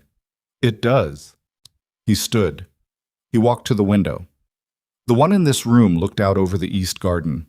Not the formal grounds, the working garden, the kitchen plot, and the tool sheds and the November bare beds that would be replanted in spring. The practical part of the estate. The part that fed people. He thought about what it cost, specifically, practically, in reputational terms, for a man of his position to walk into the Royal Probate Council chamber and testify on behalf of the woman who had inherited everything he'd believed was his. He mapped it against the social landscape of the aristocracy with the accuracy of someone who had lived inside that landscape his entire life and understood exactly what its judgments cost. They would say he'd been managed. They would say she'd gotten to him the way she'd gotten to Cedric. They would say the Blackmont heir had stood up in front of the council and handed his family's claim to a widow he'd known for 3 days. They would say all of those things. He turned from the window. "I need something from you," he said. "Ask." The estate records, the full audit, the letters from the tenant families, the winter provision invoices, the granary repair contracts, everything Carver has and everything Price has and everything in those cabinets. I need to go through all of it before we walk into that chamber, because if I'm standing up there testifying, I'm not going in blind. Vivian looked at him with those steady, dark eyes that had been assessing him. He understood now, since the moment he walked through her door. "That will take 10 days, she said. We have 13. You'll sleep here. I'll work here, he said. Where I sleep is my own business. Something moved across her face that was not quite a smile and not quite its opposite, but was something human and unguarded that he hadn't seen in the 2 days of their acquaintance, and it came and went so quickly he might have invented it. The records will be in the East Library by this afternoon, she said. He nodded. He turned to go. Mr. Blackmont, she said. He stopped. Tristan? She used his name for the first time, deliberately, with the specific weight of a woman who does not use names as social lubricant, but as precision instruments. Cedric was right about you. He didn't turn around. Don't, he said. Assume that yet. He walked out. In the corridor, he stopped and stood with his back against the wall and breathed. Just breathed. The stone of the old hall was cold through his coat. The house made its sounds around him. The distant clatter of the kitchen, the creak of floorboards above, the wind along the passage that smelled of old wood and winter. He thought about Harland, about the specific texture of that betrayal. Not malicious, not calculating, just the ordinary human failure of a frightened man who had made a small accommodation and then another, and then found himself too deep in the consequences to climb back out. He thought about how easy it was to be Harland, how much easier, in every single moment, it was to be Harland than to be the person who made the harder call. He thought about Cedric writing in the second journal. He is a man who has never been asked to be adequate to anything. He thought about what it meant to be asked. He pushed off the wall and walked down the corridor toward the East Library with the flat, deliberate stride of a man who has looked at the available options and selected the one that will cost him the most, and possibly be the only one he can live inside. He pushed open the library door. Alderton was there. He had been there, somehow, ahead of him.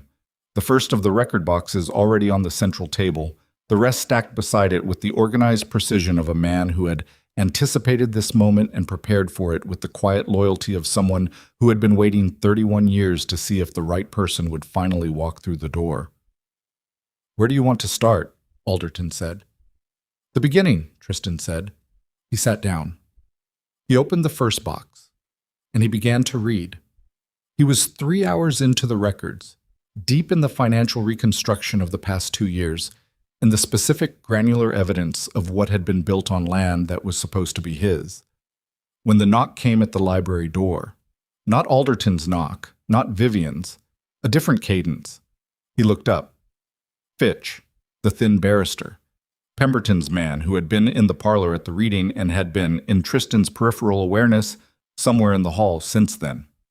Fitch stepped inside without being invited. I need 5 minutes, Fitch said. You need to leave this room, Tristan said. Lord Pemberton has instructed me to make you an offer.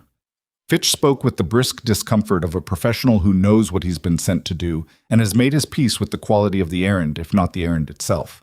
In light of your recent meetings, both with the Duchess and with Lord William, Lord Pemberton believes that a direct conversation is preferable to continued indirect maneuvering. He is prepared to withdraw all support for the council filing and remove the disputed boundary claim from active litigation permanently in exchange for your signature on a single document transferring the management rights of the Northern Ashbourne Quarter to a jointly administered land trust, with Pemberton's interests represented at 30%. Tristan put down the ledger he was holding. He looked at Fitch. He's panicking, Tristan said. Fitch didn't confirm or deny this. His face was the professionally neutral face of a man earning his fee. He anticipated that I'd be a weapon pointed at the will, Tristan said. He didn't anticipate that I'd look at the evidence. He didn't account for the possibility that what I found in these records would change my position. He stood up. So now he's offering me a settlement because a probate hearing with me on the wrong side of his strategy is more dangerous to him than a hearing with me absent. Lord Pemberton is offering a reasonable... He took a private letter from my cousin's house through a man he'd planted on this estate, Tristan said. He used it to put my name on a fraudulent legal filing. He used my name and my family's standing to construct a challenge he had no standing to bring himself. And now he wants to offer me a 30% cut of land that is not his to negotiate with. He crossed to the door and held it open. Tell Pemberton the answer is no. Tell him I'll see him in the council chamber. Fitch looked at him for a moment. Then he left. Tristan closed the door. He stood with his hand on the handle and felt the specific vertiginous quality of a moment from which there is no return. Pemberton would escalate. A man who had been operating at this level of preparation for 4 months did not receive a refusal and go home. There would be another move, and it would come fast, and it would come from a direction he hadn't fully mapped yet. He went back to the table. He picked up the ledger. He kept reading, because the answer to what was coming, whatever it was in these boxes. In these numbers, these letters, these invoices, these records of a woman spending 400 pounds of her own jewelry to feed families through a February that the estate had neglected. The answer was not in maneuvering or strategy or the social arithmetic of who held which card. The answer was in the truth, and the truth was here, and it had been here all along, and it had been waiting for someone with the standing to carry it into that chamber and the will to set it down. He read until the light outside the library window went from afternoon gray to evening dark. And when Alderton came in at 7 o'clock with a tray of food he hadn't asked for, Tristan looked up and understood with a clarity that had the specific quality of something long overdue, that he had stopped at some point in the past 8 hours, at some point he could not precisely identify, being a man contesting this inheritance. He had become something else. He didn't have a name for it yet. He looked back down at the records and kept reading. The move came on day 11. Not from Pemberton directly. That would have been too clean, too attributable. It came through the County Land Registry Office in the form of a procedural filing submitted by a firm of solicitors whose connection to Pemberton required 3 layers of corporate structure to obscure, and what the filing said, in the language of administrative procedure that makes violence look like paperwork, was that the northern Ashbourne boundary had been submitted for emergency reassessment on the grounds of historical survey discrepancy.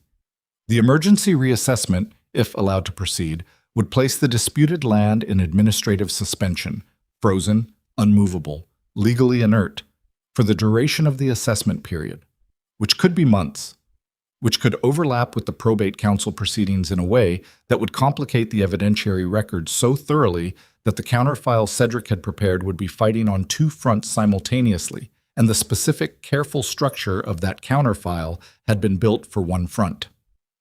Tristan found out at 6 in the morning when Carver arrived at the hall unannounced with the filing notice in his hand and the face of a man who had been awake since 4. He read it at the library table surrounded by 10 days of accumulated records, the evidence assembled into the shape of a case that had taken everything he had to build and was now being attacked at the foundation. "He's splitting the case," Tristan said. "He's creating procedural noise," Carver said.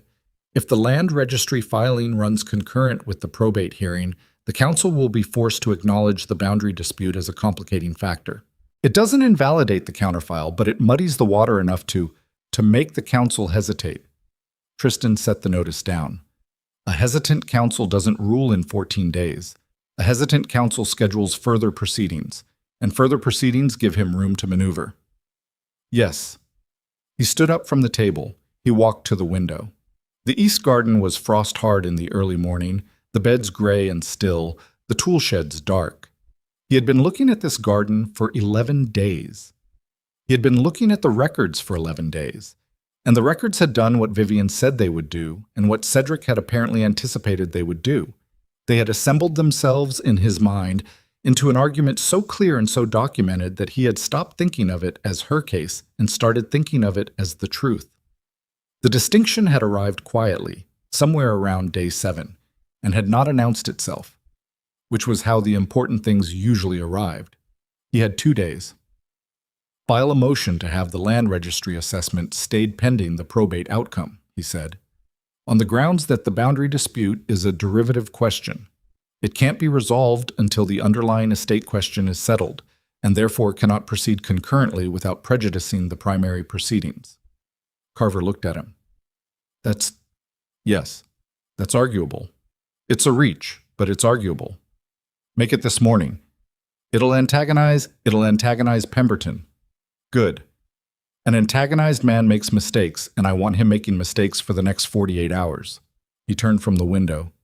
"Where's Alderton?" "Hall, I think." "Get him." Alderton arrived in 4 minutes. Tristan had, in 11 days, developed a precise understanding of what Alderton's 4 minutes meant. Not urgency exactly, but the specific tempo of a man who has calibrated his response time to convey readiness without theater. The East Quarter Farms, Tristan said. The families affected by the winter crisis 18 months ago. How many are still on the estate? 17 families, Alderton said without hesitation. All still tenanted. Most of them in better standing now than before the crisis. I need signed affidavits. Every head of household willing to provide one. Describing what happened that winter, what intervention occurred, and from whom. Not asked to characterize it. Just describe what happened, factually, in their own words. Alderton looked at him with the specific expression of a man who is revising an assessment he has held for 11 days. You want tenant testimony for the council hearing. The counterfile is documents. Documents can be challenged, dismissed, contextualized. People who describe feeding their families through a hard February are harder to dismiss. He looked at Alderton steadily. Can you get affidavits from 17 families in 2 days? I can get them by tomorrow evening, Alderton said, if I start now. Start now. Alderton left. Tristan sat back down at the library table. He pulled the central document of the counterfile toward him. Cedric's summary letter, the one addressed to the Royal Probate Council, the one that laid out the reasoning behind the will in Cedric's own handwriting, with the precision and the calm of a man who had written it, knowing exactly what room it would eventually be read in. He read the last paragraph again. Power given to the person born into it is a bet placed on accident. Power given to the person who has demonstrated they understand its weight is a different kind of bet. I have placed mine accordingly. I ask only that this council give the same weight to evidence as it gives to blood, and to ask themselves which of those two things has ever, in the history of this country, built anything that lasted. Tristan set the letter down. He thought about what it cost a man to write that. Cedric Ashbourne, 61 years old, declining, watching the clock on his remaining time with the specific awareness of a man who has stopped being able to ignore it. Writing that letter, knowing it would be read after he was gone and argued over and contested. Writing it anyway. Writing it with the calm of someone who had already made peace with the argument and was simply recording the case for whatever audience eventually had the courage to hear it. He thought about what Cedric had understood about him that he hadn't understood about himself. He thought about that for approximately 90 seconds, which was as much time as he had to spend on it. Then he went to find Vivian. She was in the East Wing corridor, coming toward him, which meant she'd been told about the land registry filing already, which meant her network inside this estate was faster than he'd accounted for. She had a folder under her arm, and her jaw was set in the way he had come to read as the physical signature of a problem she was already processing. I know, he said before she spoke. The motion to stay the assessment, Carver is filing it this morning. She stopped. She looked at him. Something reorganized itself behind her eyes. You already? 2 days, he said. We don't have time for the conversation where I explain what I've done. We have time for the conversation about what comes next. She was quiet for a moment. Then she nodded, once, with the compact efficiency of a woman who has learned to take competence where she finds it without making a production of the surprise. Pemberton will appear at the hearing himself, she said. He has to. The land registry filing is too recent to send a proxy. The council will expect the filing party to be represented by someone with authority to speak to its intent. And when he's in the room, Tristan said, he's exposed to examination. His barrister will object to any line of questioning that connects him to the forged. Let him object. Every objection he makes tells the council something about what he doesn't want examined. He looked at her directly. I'm going to need you to let me handle Pemberton in that chamber. Vivian looked back at him with the steady, assessing quality that he had initially read as calculation and had since understood was something simpler and harder. It was the look of a woman who had learned, through direct experience, that giving trust to the wrong person had specific and measurable consequences, and who therefore gave it carefully and with open eyes. Why? She said. Because you're the claimant. Every aggressive move you make in that room will be characterized as a widow protecting a fraudulent inheritance.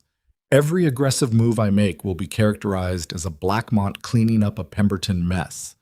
The optics are different, and the optics matter. She held his gaze for 3 seconds. All right, she said. I need everything Cedric documented about Pemberton's boundary maneuvering over the past 20 years. Every letter, every survey challenge, every filing he made during that period. Not for the probate case, for Pemberton's cross-examination. Cabinet 4 in the study. Cedric kept a dedicated file. I'll need today. You have today. He moved past her toward the study. She fell into step beside him, not following, walking. The specific parallel motion of two people who have stopped being adversaries and have not yet decided what they are instead. Moving through an old house toward a common problem with the provisional alignment of people who have found, despite every original intention, that their interests have converged. He didn't examine it. He didn't have the hours.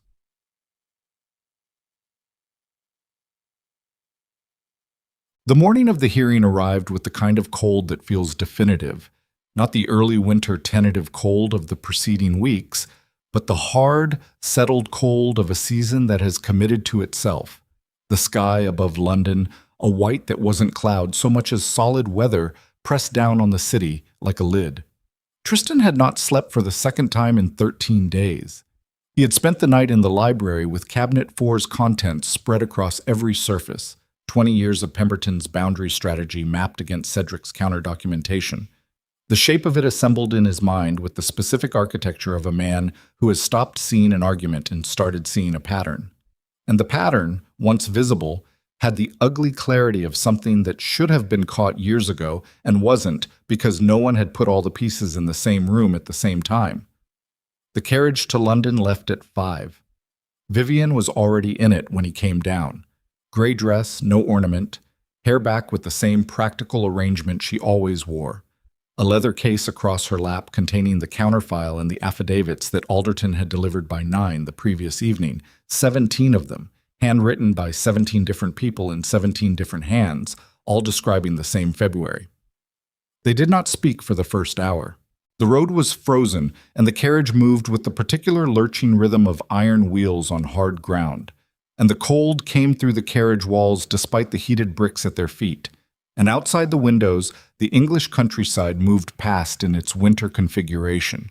Bare hedges, iron-colored fields, the occasional farmhouse with smoke coming from it, evidence of people warm inside doing ordinary things while this carriage moved toward a room that would decide something that mattered.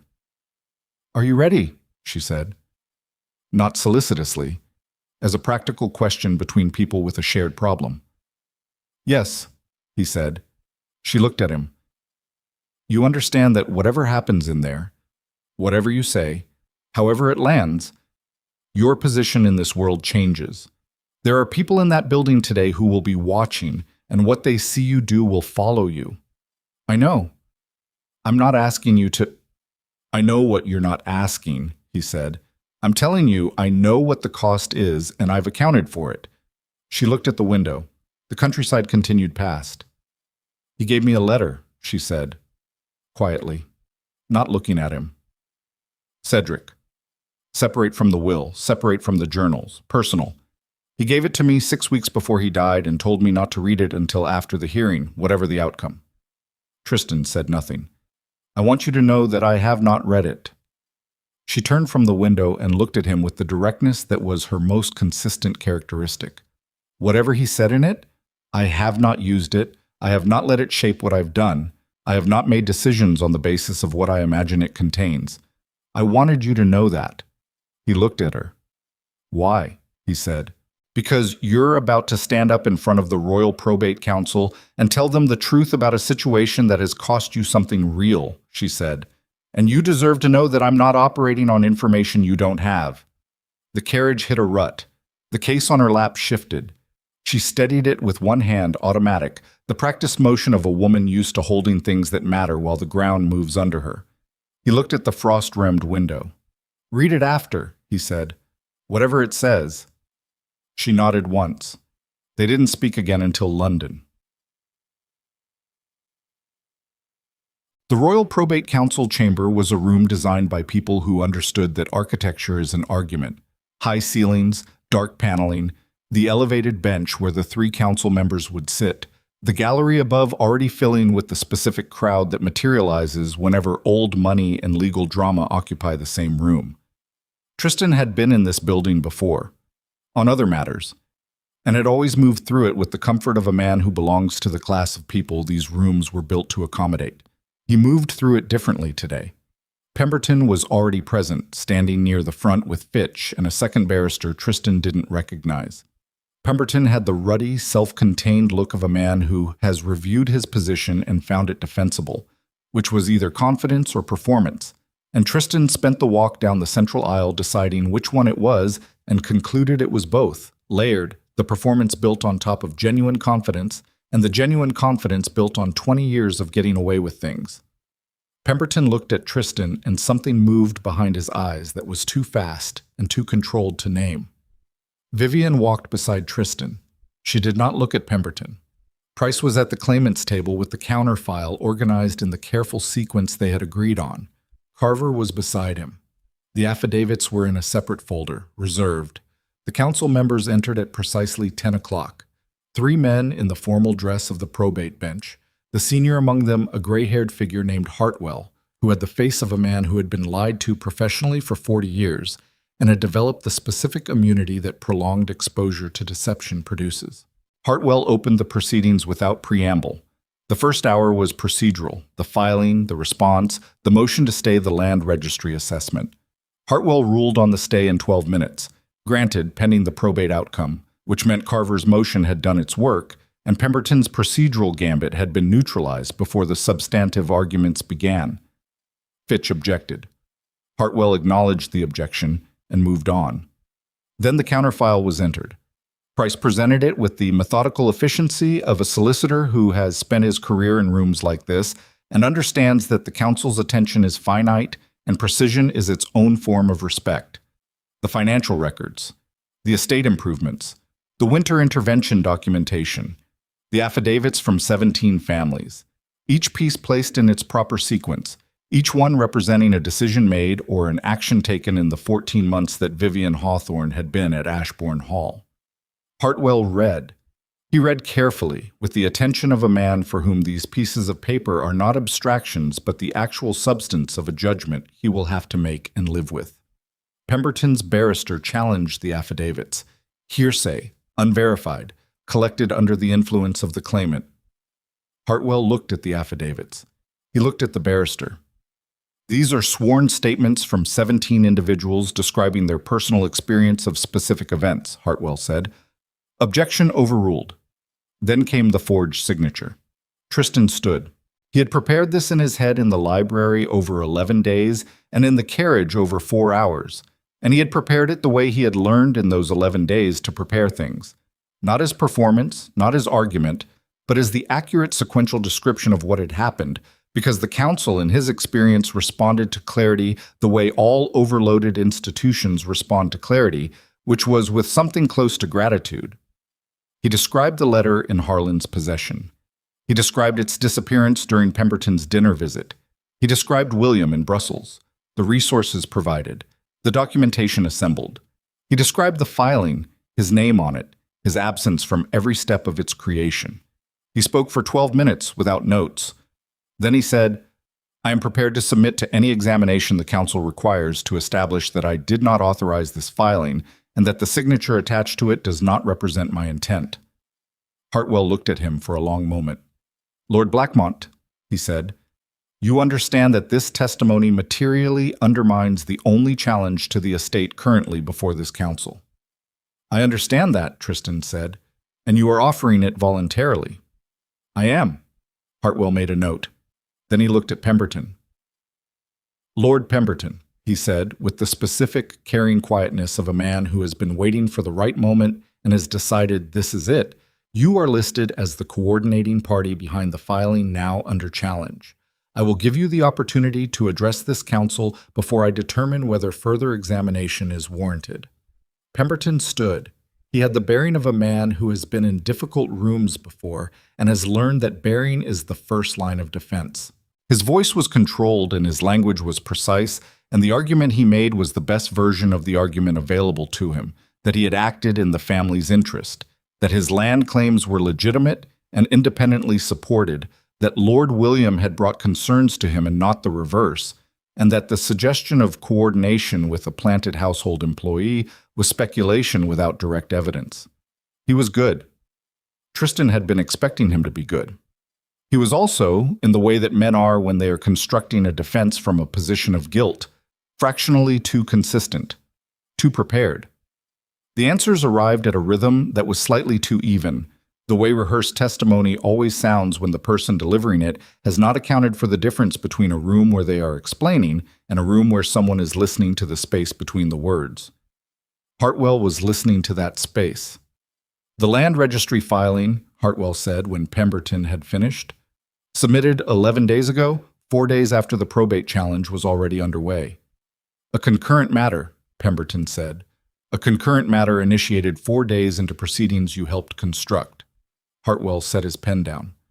You are asking this council to believe that your land claim, dormant for the previous 6 months following your legal team's last unsuccessful challenge, happened to require emergency reassessment at the precise moment a probate hearing threatened to resolve the underlying estate question in a way unfavorable to your boundary position. The timing was coincidental. The timing, Hartwell said, is the argument. The gallery was very quiet. Pemberton's jaw was set. Fitch was writing something on a piece of paper with the focused speed of a man trying to find a move that doesn't exist. Tristan watched Pemberton's face. A man backed into a corner looks one of two ways. He looks like he's calculating the exit, or he looks like he's already accepted the room. Pemberton was calculating.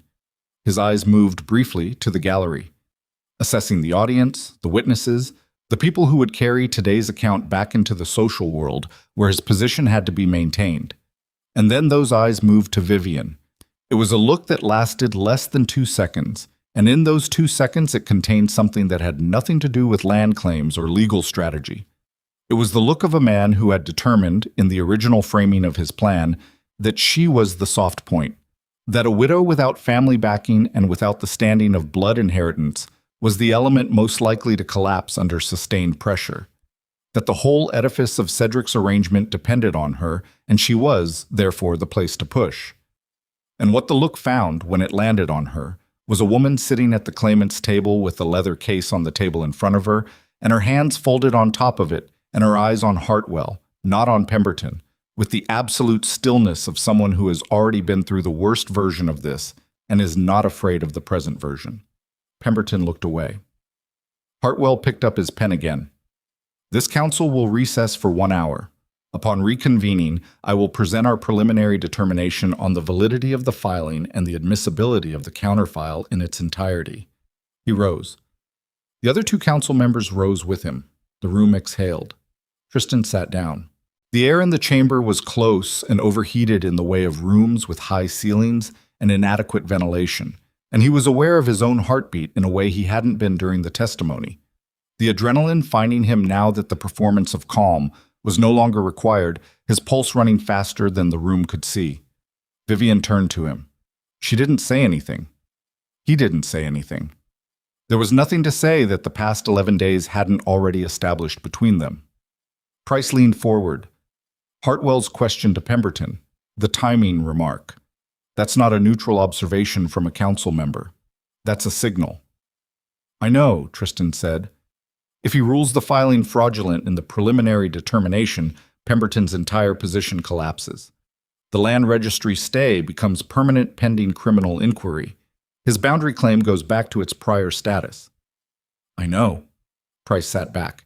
He looked at Vivian, and the look was the look of a solicitor who has just understood fully what his client's case actually was, and what it had cost the person sitting beside her to make it what it was. From the gallery above, the murmur of the audience. The social accounting happening in real time as the people in that room processed what they had witnessed and began the work of deciding what it meant and what it would mean tomorrow in the conversations that would carry out of this building and into the world. Tristan looked at his hands. The knuckles were tight. He made them flat on the table deliberately, the same discipline as the brandy glass in the parlor 11 days ago, the same controlled refusal to let what was inside him be visible in what his body did. The difference was what was inside him. 11 days ago, the thing inside him had been the specific armored fury of a man who had been denied what he believed was his. Now it was something else, something that didn't have the same clean definition, something that had assembled itself piece by piece from 17 tenant affidavits and Cabinet 4's contents and the second journal's middle section, and a woman who had spent her own money in February and was sitting beside him now with folded hands and her eyes on the chamber door. The door at the front of the chamber opened. Hartwell walked back in. Not after an hour. After 23 minutes. The room went instantly, completely silent. Hartwell took his seat. He did not arrange his papers. He did not perform the small preparatory motions of a man building to an announcement. He simply sat and looked at the chamber with the directness of a man who has made his decision and sees no reason to delay its delivery. This council has reviewed the preliminary question of filing validity, Hartwell said. We find... The chamber door opened a second time. Not the council's door, the public entrance, at the back. The sound of it swung through the room, and every head turned, because that door did not open during a council session, and its opening now carried the specific charge of an interruption that someone had judged more important than the protocol against interruption. A clerk came through at something close to a run, carrying a sealed document, moving down the central aisle with the particular focused urgency of a person delivering something that has been decided cannot wait. He reached Hartwell's bench and held it up. Hartwell took it. He broke the seal. He read. The room waited with the collective held breath of 200 people who understood that whatever was in that document had just changed the shape of the next 60 seconds. Hartwell looked up from the document. He looked at Pemberton. Lord Pemberton, he said, and his voice had acquired a quality that had not been in it before. Not louder, not harder, but carrying the specific weight of a man delivering something that will be quoted, You are advised that this council has received, in the past 30 minutes, a sworn statement from an individual identifying himself as Robert Hatch, formerly senior correspondence clerk at Ashbourne Hall, describing in specific detail the arrangement under which he removed private correspondence from the estate and transmitted it to your legal representatives. The air in the chamber changed, not the temperature, the air itself, the quality of what it contained. Pemberton went the color of old plaster. Mr. Hatch's statement, Hartwell continued, will require criminal referral independent of these proceedings. However, its content is directly material to the question before this council, and this council will take 24 hours to incorporate it into our determination before issuing any ruling. He stood. The gavel came down. And in the 24 hours that stretched out in front of that gavel strike, in the space between what had just happened and what had not yet been decided, Tristan sat in the chamber with his pulse loud in his ears, and the understanding arriving in him that Robert Hatch had come forward on his own, that no one had found him, that the man had spent 13 days wherever he'd gone and had made the specific human calculation that there was a version of this story in which he was complicit in something criminal, and that version was now moving faster than his silence could outrun. He turned to Vivian. She was looking at the bench where Hartwell had been sitting, the empty bench, the gavel resting on its block. "Did you know Hatch would come forward?" he said. She was quiet for a moment. Then, "Cedric believed he would. It's in the second journal, last section. He wrote that Hatch was not a man of principle, but was a man of survival, and that when the mathematics of his situation shifted, the mathematics would do the work." Tristan stared at her. "Cedric anticipated Hatch," he said. "Cedric anticipated most of this," she said quietly. "He built the counterfile knowing the challenge would come. He documented Pemberton's history knowing the boundary gambit would be deployed. She paused, and for the first time in 11 days, the composure in her voice had the specific quality of something held together by effort rather than ease. "He thought about it for a long time. He was a very thorough man." Tristan looked at the empty bench. 24 hours. He thought about Cedric in those final weeks, ill and deliberate, writing letters and sealing journals and trusting a woman he'd known for a year and a nephew he'd watched from a careful distance, and a corrupt clerk's self-interest to arrive, each in their own time, at the correct conclusion. He thought about what it meant to build something that outlasted you. He thought about the 24 hours between now and a ruling that would either confirm everything or destroy it, and about all the things that could still go wrong inside those hours, and about Pemberton standing somewhere on the other side of this chamber with Fitch and the unknown barrister, and the specific cornered animal energy of a man who has run out of clean moves and is now calculating what the dirty ones would cost. The gallery was emptying around them, people moving, talking, the social machine of the aristocracy processing this afternoon's events into tomorrow's narrative. Carver appeared at his shoulder. Pemberton's people just left the building. Fitch went south, toward the Inns of Court. The second barrister went east. Tristan stood. East, he said. Toward the land registry office. Carver went still. A man with 24 hours and a criminal referral incoming and a land claim that was now endangered by the same proceedings he'd initiated. A man like that did not go home. A man like that went to the last thing he could still move. And what Pemberton could still move, in the window between now and the ruling, was the land registry assessment. If he could advance the assessment before the stay order was confirmed in writing. Get Price, Tristan said. He was already moving toward the door. He ran. Not metaphorically. Not with the measured, controlled stride of a duke in a public building. He ran down the central corridor of the probate court building with his coat open and his boots loud on the stone floor, because the land registry office was 4 streets east, and Pemberton had a 15-minute head start, and the difference between a stay order confirmed in writing and a stay order that arrived after an emergency assessment filing was the difference between everything holding and everything coming apart. Price was behind him. Carver had gone for a cab. Tristan took the stairs to the street 2 at a time and hit the cold air at speed and turned east without breaking stride. 4 streets in November in London, with the foot traffic of late afternoon pressing against him. Vendors, clerks, carriages on the road, the ordinary friction of a city conducting its business while he moved through it with the single-pointed focus of a man who has reduced the entire world to one destination. His lungs took the cold air in hard. His jaw ached from 11 days of held tension. His left knee, which had troubled him since a riding accident 3 years ago, sent its familiar complaint up through his leg with every stride, and he ignored it. The way you ignore things when ignoring them is the only available option. He turned the last corner. The land registry office was a narrow building with a black door and 2 stone steps and a brass plate that caught the flat afternoon light. He took the steps in one movement and pushed through the door. Pemberton was at the counter. He was speaking to a registry clerk.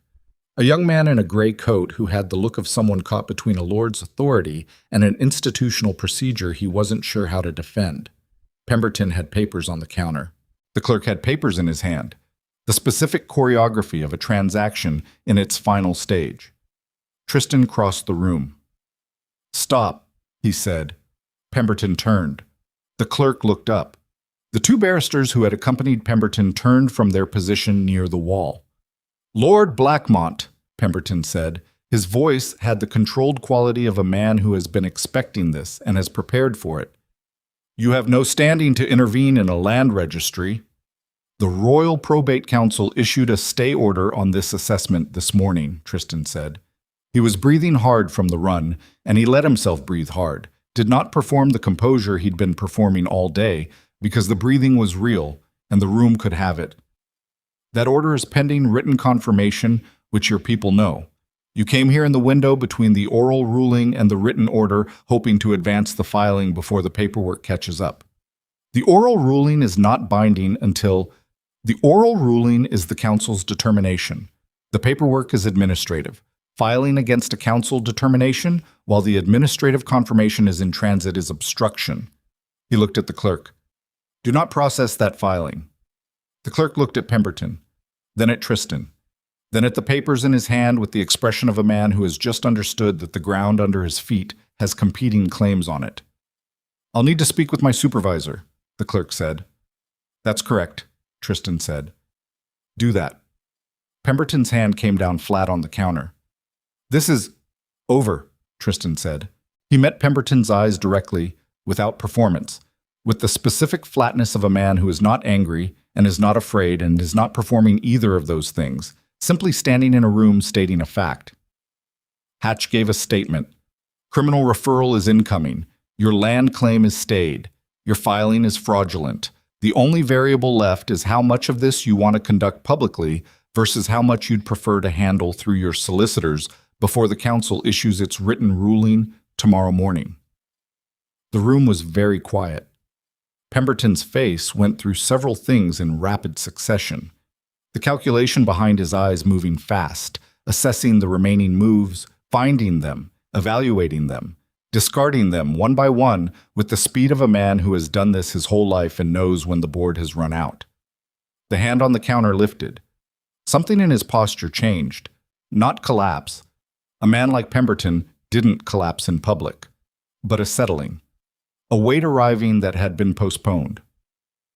"You've made a significant enemy today," Pemberton said, quietly, without heat, as a piece of information rather than a threat. "You made yourself one," Tristan said. "I just showed up." Price arrived in the doorway behind him, slightly winded, with the written confirmation of the stay order in his hand. Carver had reached him by some route Tristan hadn't tracked.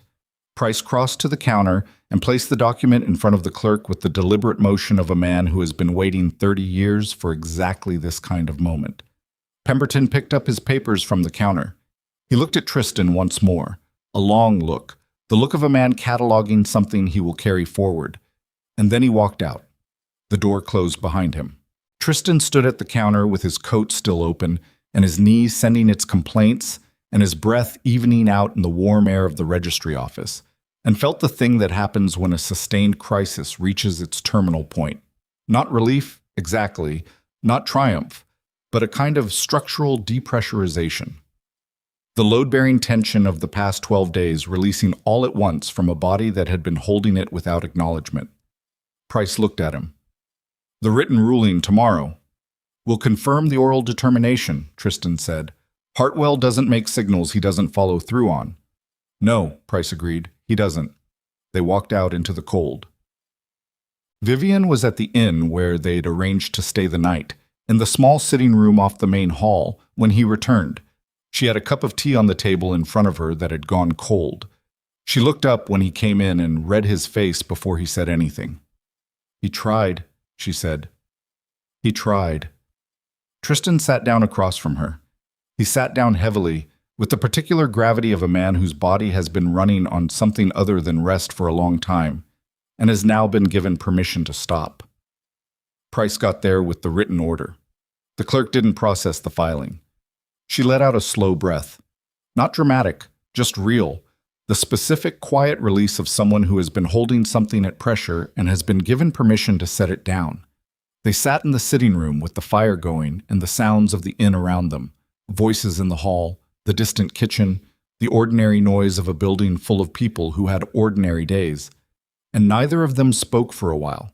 And the silence was not the silence of two people who have nothing to say, but the silence of two people who have said the important things already and are now existing in the aftermath of them. "The letter," Tristan said. She looked at him. "Cedric's letter. The one he told you to read after the hearing." She was still for a moment. Then she reached into the leather case beside her chair and removed an envelope, sealed, worn at the edges, the kind of worn that comes from being handled repeatedly without being opened. She looked at it for a moment. "Read it," he said. She broke the seal. He watched her read. He watched her face while she read, not intrusively, but with the specific attention of a man who has spent 12 days learning to read this particular face. The small movements, the places where her control was complete, and the places where something came through it, the quality of her stillness when the words were difficult. She read for 4 minutes. When she finished, she folded the letter along its original creases and held it in both hands on her lap and looked at the fire. "What does he say?" Tristan said. Not demanding, as the question between two people who have earned the right to ask each other things.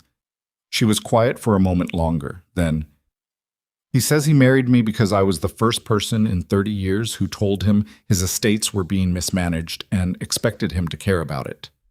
Her voice was even, but there was something beneath the evenness that was doing work. "He says he knew Tristan would come in furious and certain, and that this was not a character flaw, but a design flaw, the thing the architecture of his life had built into him. He says he believed the design flaw was correctable if the right pressure was applied at the right moment." She paused. He says he is sorry for using us both as instruments of a plan we didn't consent to. He says he hopes the outcome justifies the method, and that he understands if it doesn't. The fire made its sounds. Tristan looked at the letter in her hands, at the folded paper that contained his uncle's final accounting of his own decisions. "Does it," he said, "justify the method?" Vivian looked at the fire for a long time. "Ask me in a year," she said. He almost smiled. The almost was enough. The written ruling arrived the following morning at 10 o'clock, delivered to the inn by a council clerk with the formal bearing of an institution that takes its own paperwork seriously. Hartwell's determination ran to 4 pages. It confirmed the oral ruling in full. It declared the original probate filing fraudulent on the basis of forged authorization. It referred the matter of Robert Hatch's role and Pemberton's coordination to the appropriate criminal authorities. It confirmed Cedric Ashbourne's will as valid, legally sound, and executed by a man in full possession of his faculties, and it transferred the Ashbourne estate to Vivian Hawthorne Ashbourne in accordance with the terms set out therein. 4 pages. 12 days of everything, resolved in 4 pages of formal language that didn't know and couldn't convey what it had cost to arrive at the moment of its writing. Tristan read it at the breakfast table. He read it the way he had read the journals, completely, without skimming, letting each sentence mean what it meant. When he finished, he set it on the table and looked at the window and the gray London morning outside it. He thought about the man who had ridden into Ashbourne Hall 12 days ago in the expensive coat. He tried to locate that man, to place him in the sequence of the past 12 days, to understand how much distance existed between that morning and this one. The distance was not measurable in days. He thought about what his uncle had written. He is a man who has never been asked to be adequate to anything, and he thought about the specific, uncomfortable truth of that, not as an indictment, but as a diagnosis. A man who has never been asked cannot know what he is made of. The asking is the thing. The asking is the entire thing, and most men go through their whole lives in the specific, comfortable tragedy of never being asked and never knowing what the answer would have been. He had been asked. The answer, he was discovering, was still being written. They rode back to Ashbourne Hall the following morning. The countryside was the same as it had been on the way down. Bare hedges, iron-colored fields, the winter configuration of the English landscape in its long, patient suspension between what it had been and what it would become. But the quality of looking at it was different, something in how the eye received it, as if the lens had been adjusted by something he couldn't name, and the same objects were now delivering more of their actual nature.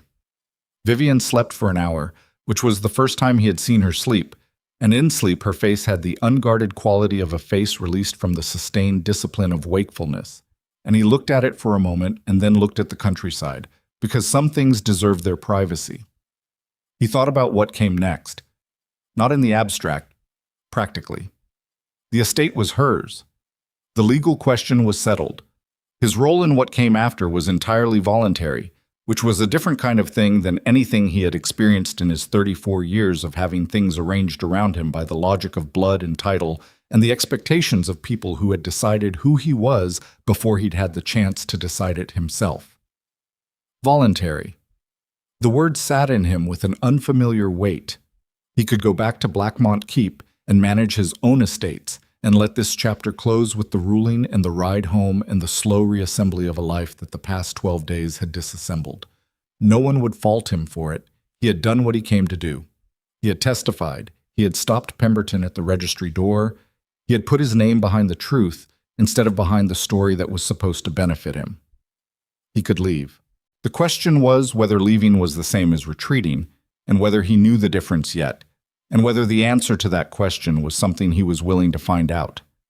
Vivian woke when the carriage turned onto the Ashbourne approach road. She was alert immediately, without the gradual assembly of consciousness that most people require. Just closed eyes, and then open ones, and the same steady focus, as if she hadn't been somewhere else at all. She looked out the window at the grounds, the frost-hard east garden, the granary with its repaired roof, The long approach to the northern pastures, where the blue marks on her map had indicated families who had been fed through a hard February by 400 pounds of jewelry that she had sold without telling anyone. "I want to propose something," Tristan said. She looked at him. "I'll stay through spring." He said it with the flat directness of a man who has decided that the performance of certainty is less useful than the performance of honesty. Not as your steward, not as a family representative, as someone learning the work. From the beginning, the actual beginning. She looked at him steadily. "You manage Blackmont Keep." "I manage it the way I've managed everything, which is to say I manage the parts I understand and I delegate the parts I don't, and I don't examine the distance between those two categories very carefully." He looked at the window. "I'd like to close that distance." She was quiet for a moment. "The tenants will want to know who you are," she said. "Then introduce me." "They'll be skeptical." "They should be." "It'll take time." "I have time." The carriage came to a stop in the stable yard. Outside, Alderton was already there, always already there, in the way of men who have made themselves indispensable to a place through 31 years of simply being where they were needed. Vivian picked up the leather case. She looked at him with those dark eyes that had been assessing him, recalibrating, deciding since the moment he walked into her study, and what was in them now was not warmth exactly, and not welcome exactly, but something more durable than either, the specific regard of a person who has seen enough of another person in difficult circumstances to form an opinion that difficulty alone can produce. "Spring," she said. "We'll see." He got out of the carriage. The cold hit him the way it always hit him at Ashbourne, with the particular insistence of a place that has its own climate, its own micro-weather, the valley's air different from the open country around it.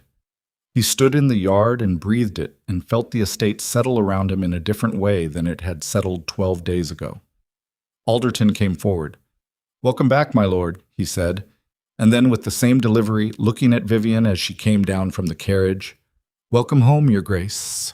The months that followed did not arrange themselves into a clean narrative.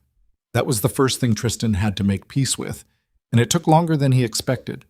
The absence of the clean narrative, the day-by-day ordinariness of learning things that had always been happening while he was elsewhere. He sat in tenancy meetings.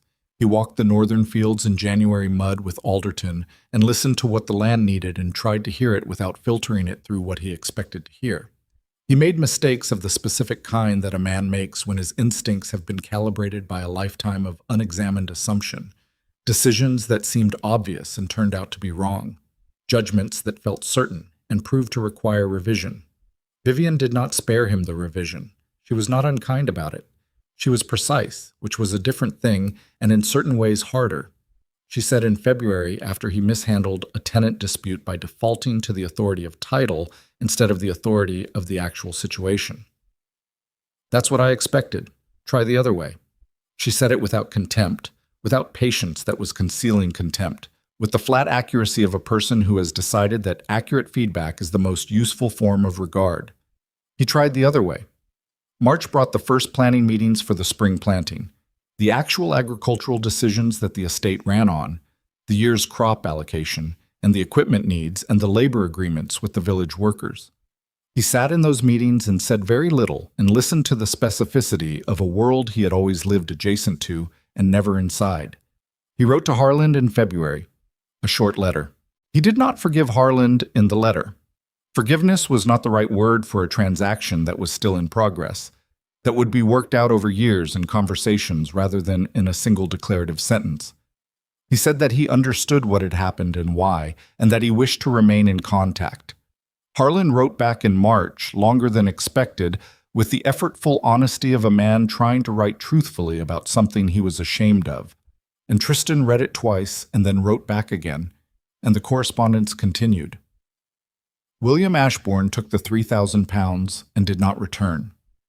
Occasionally Tristan heard through the social network that moves information between the aristocracy like water through limestone that William was somewhere on the continent doing something that may or may not have been legitimate.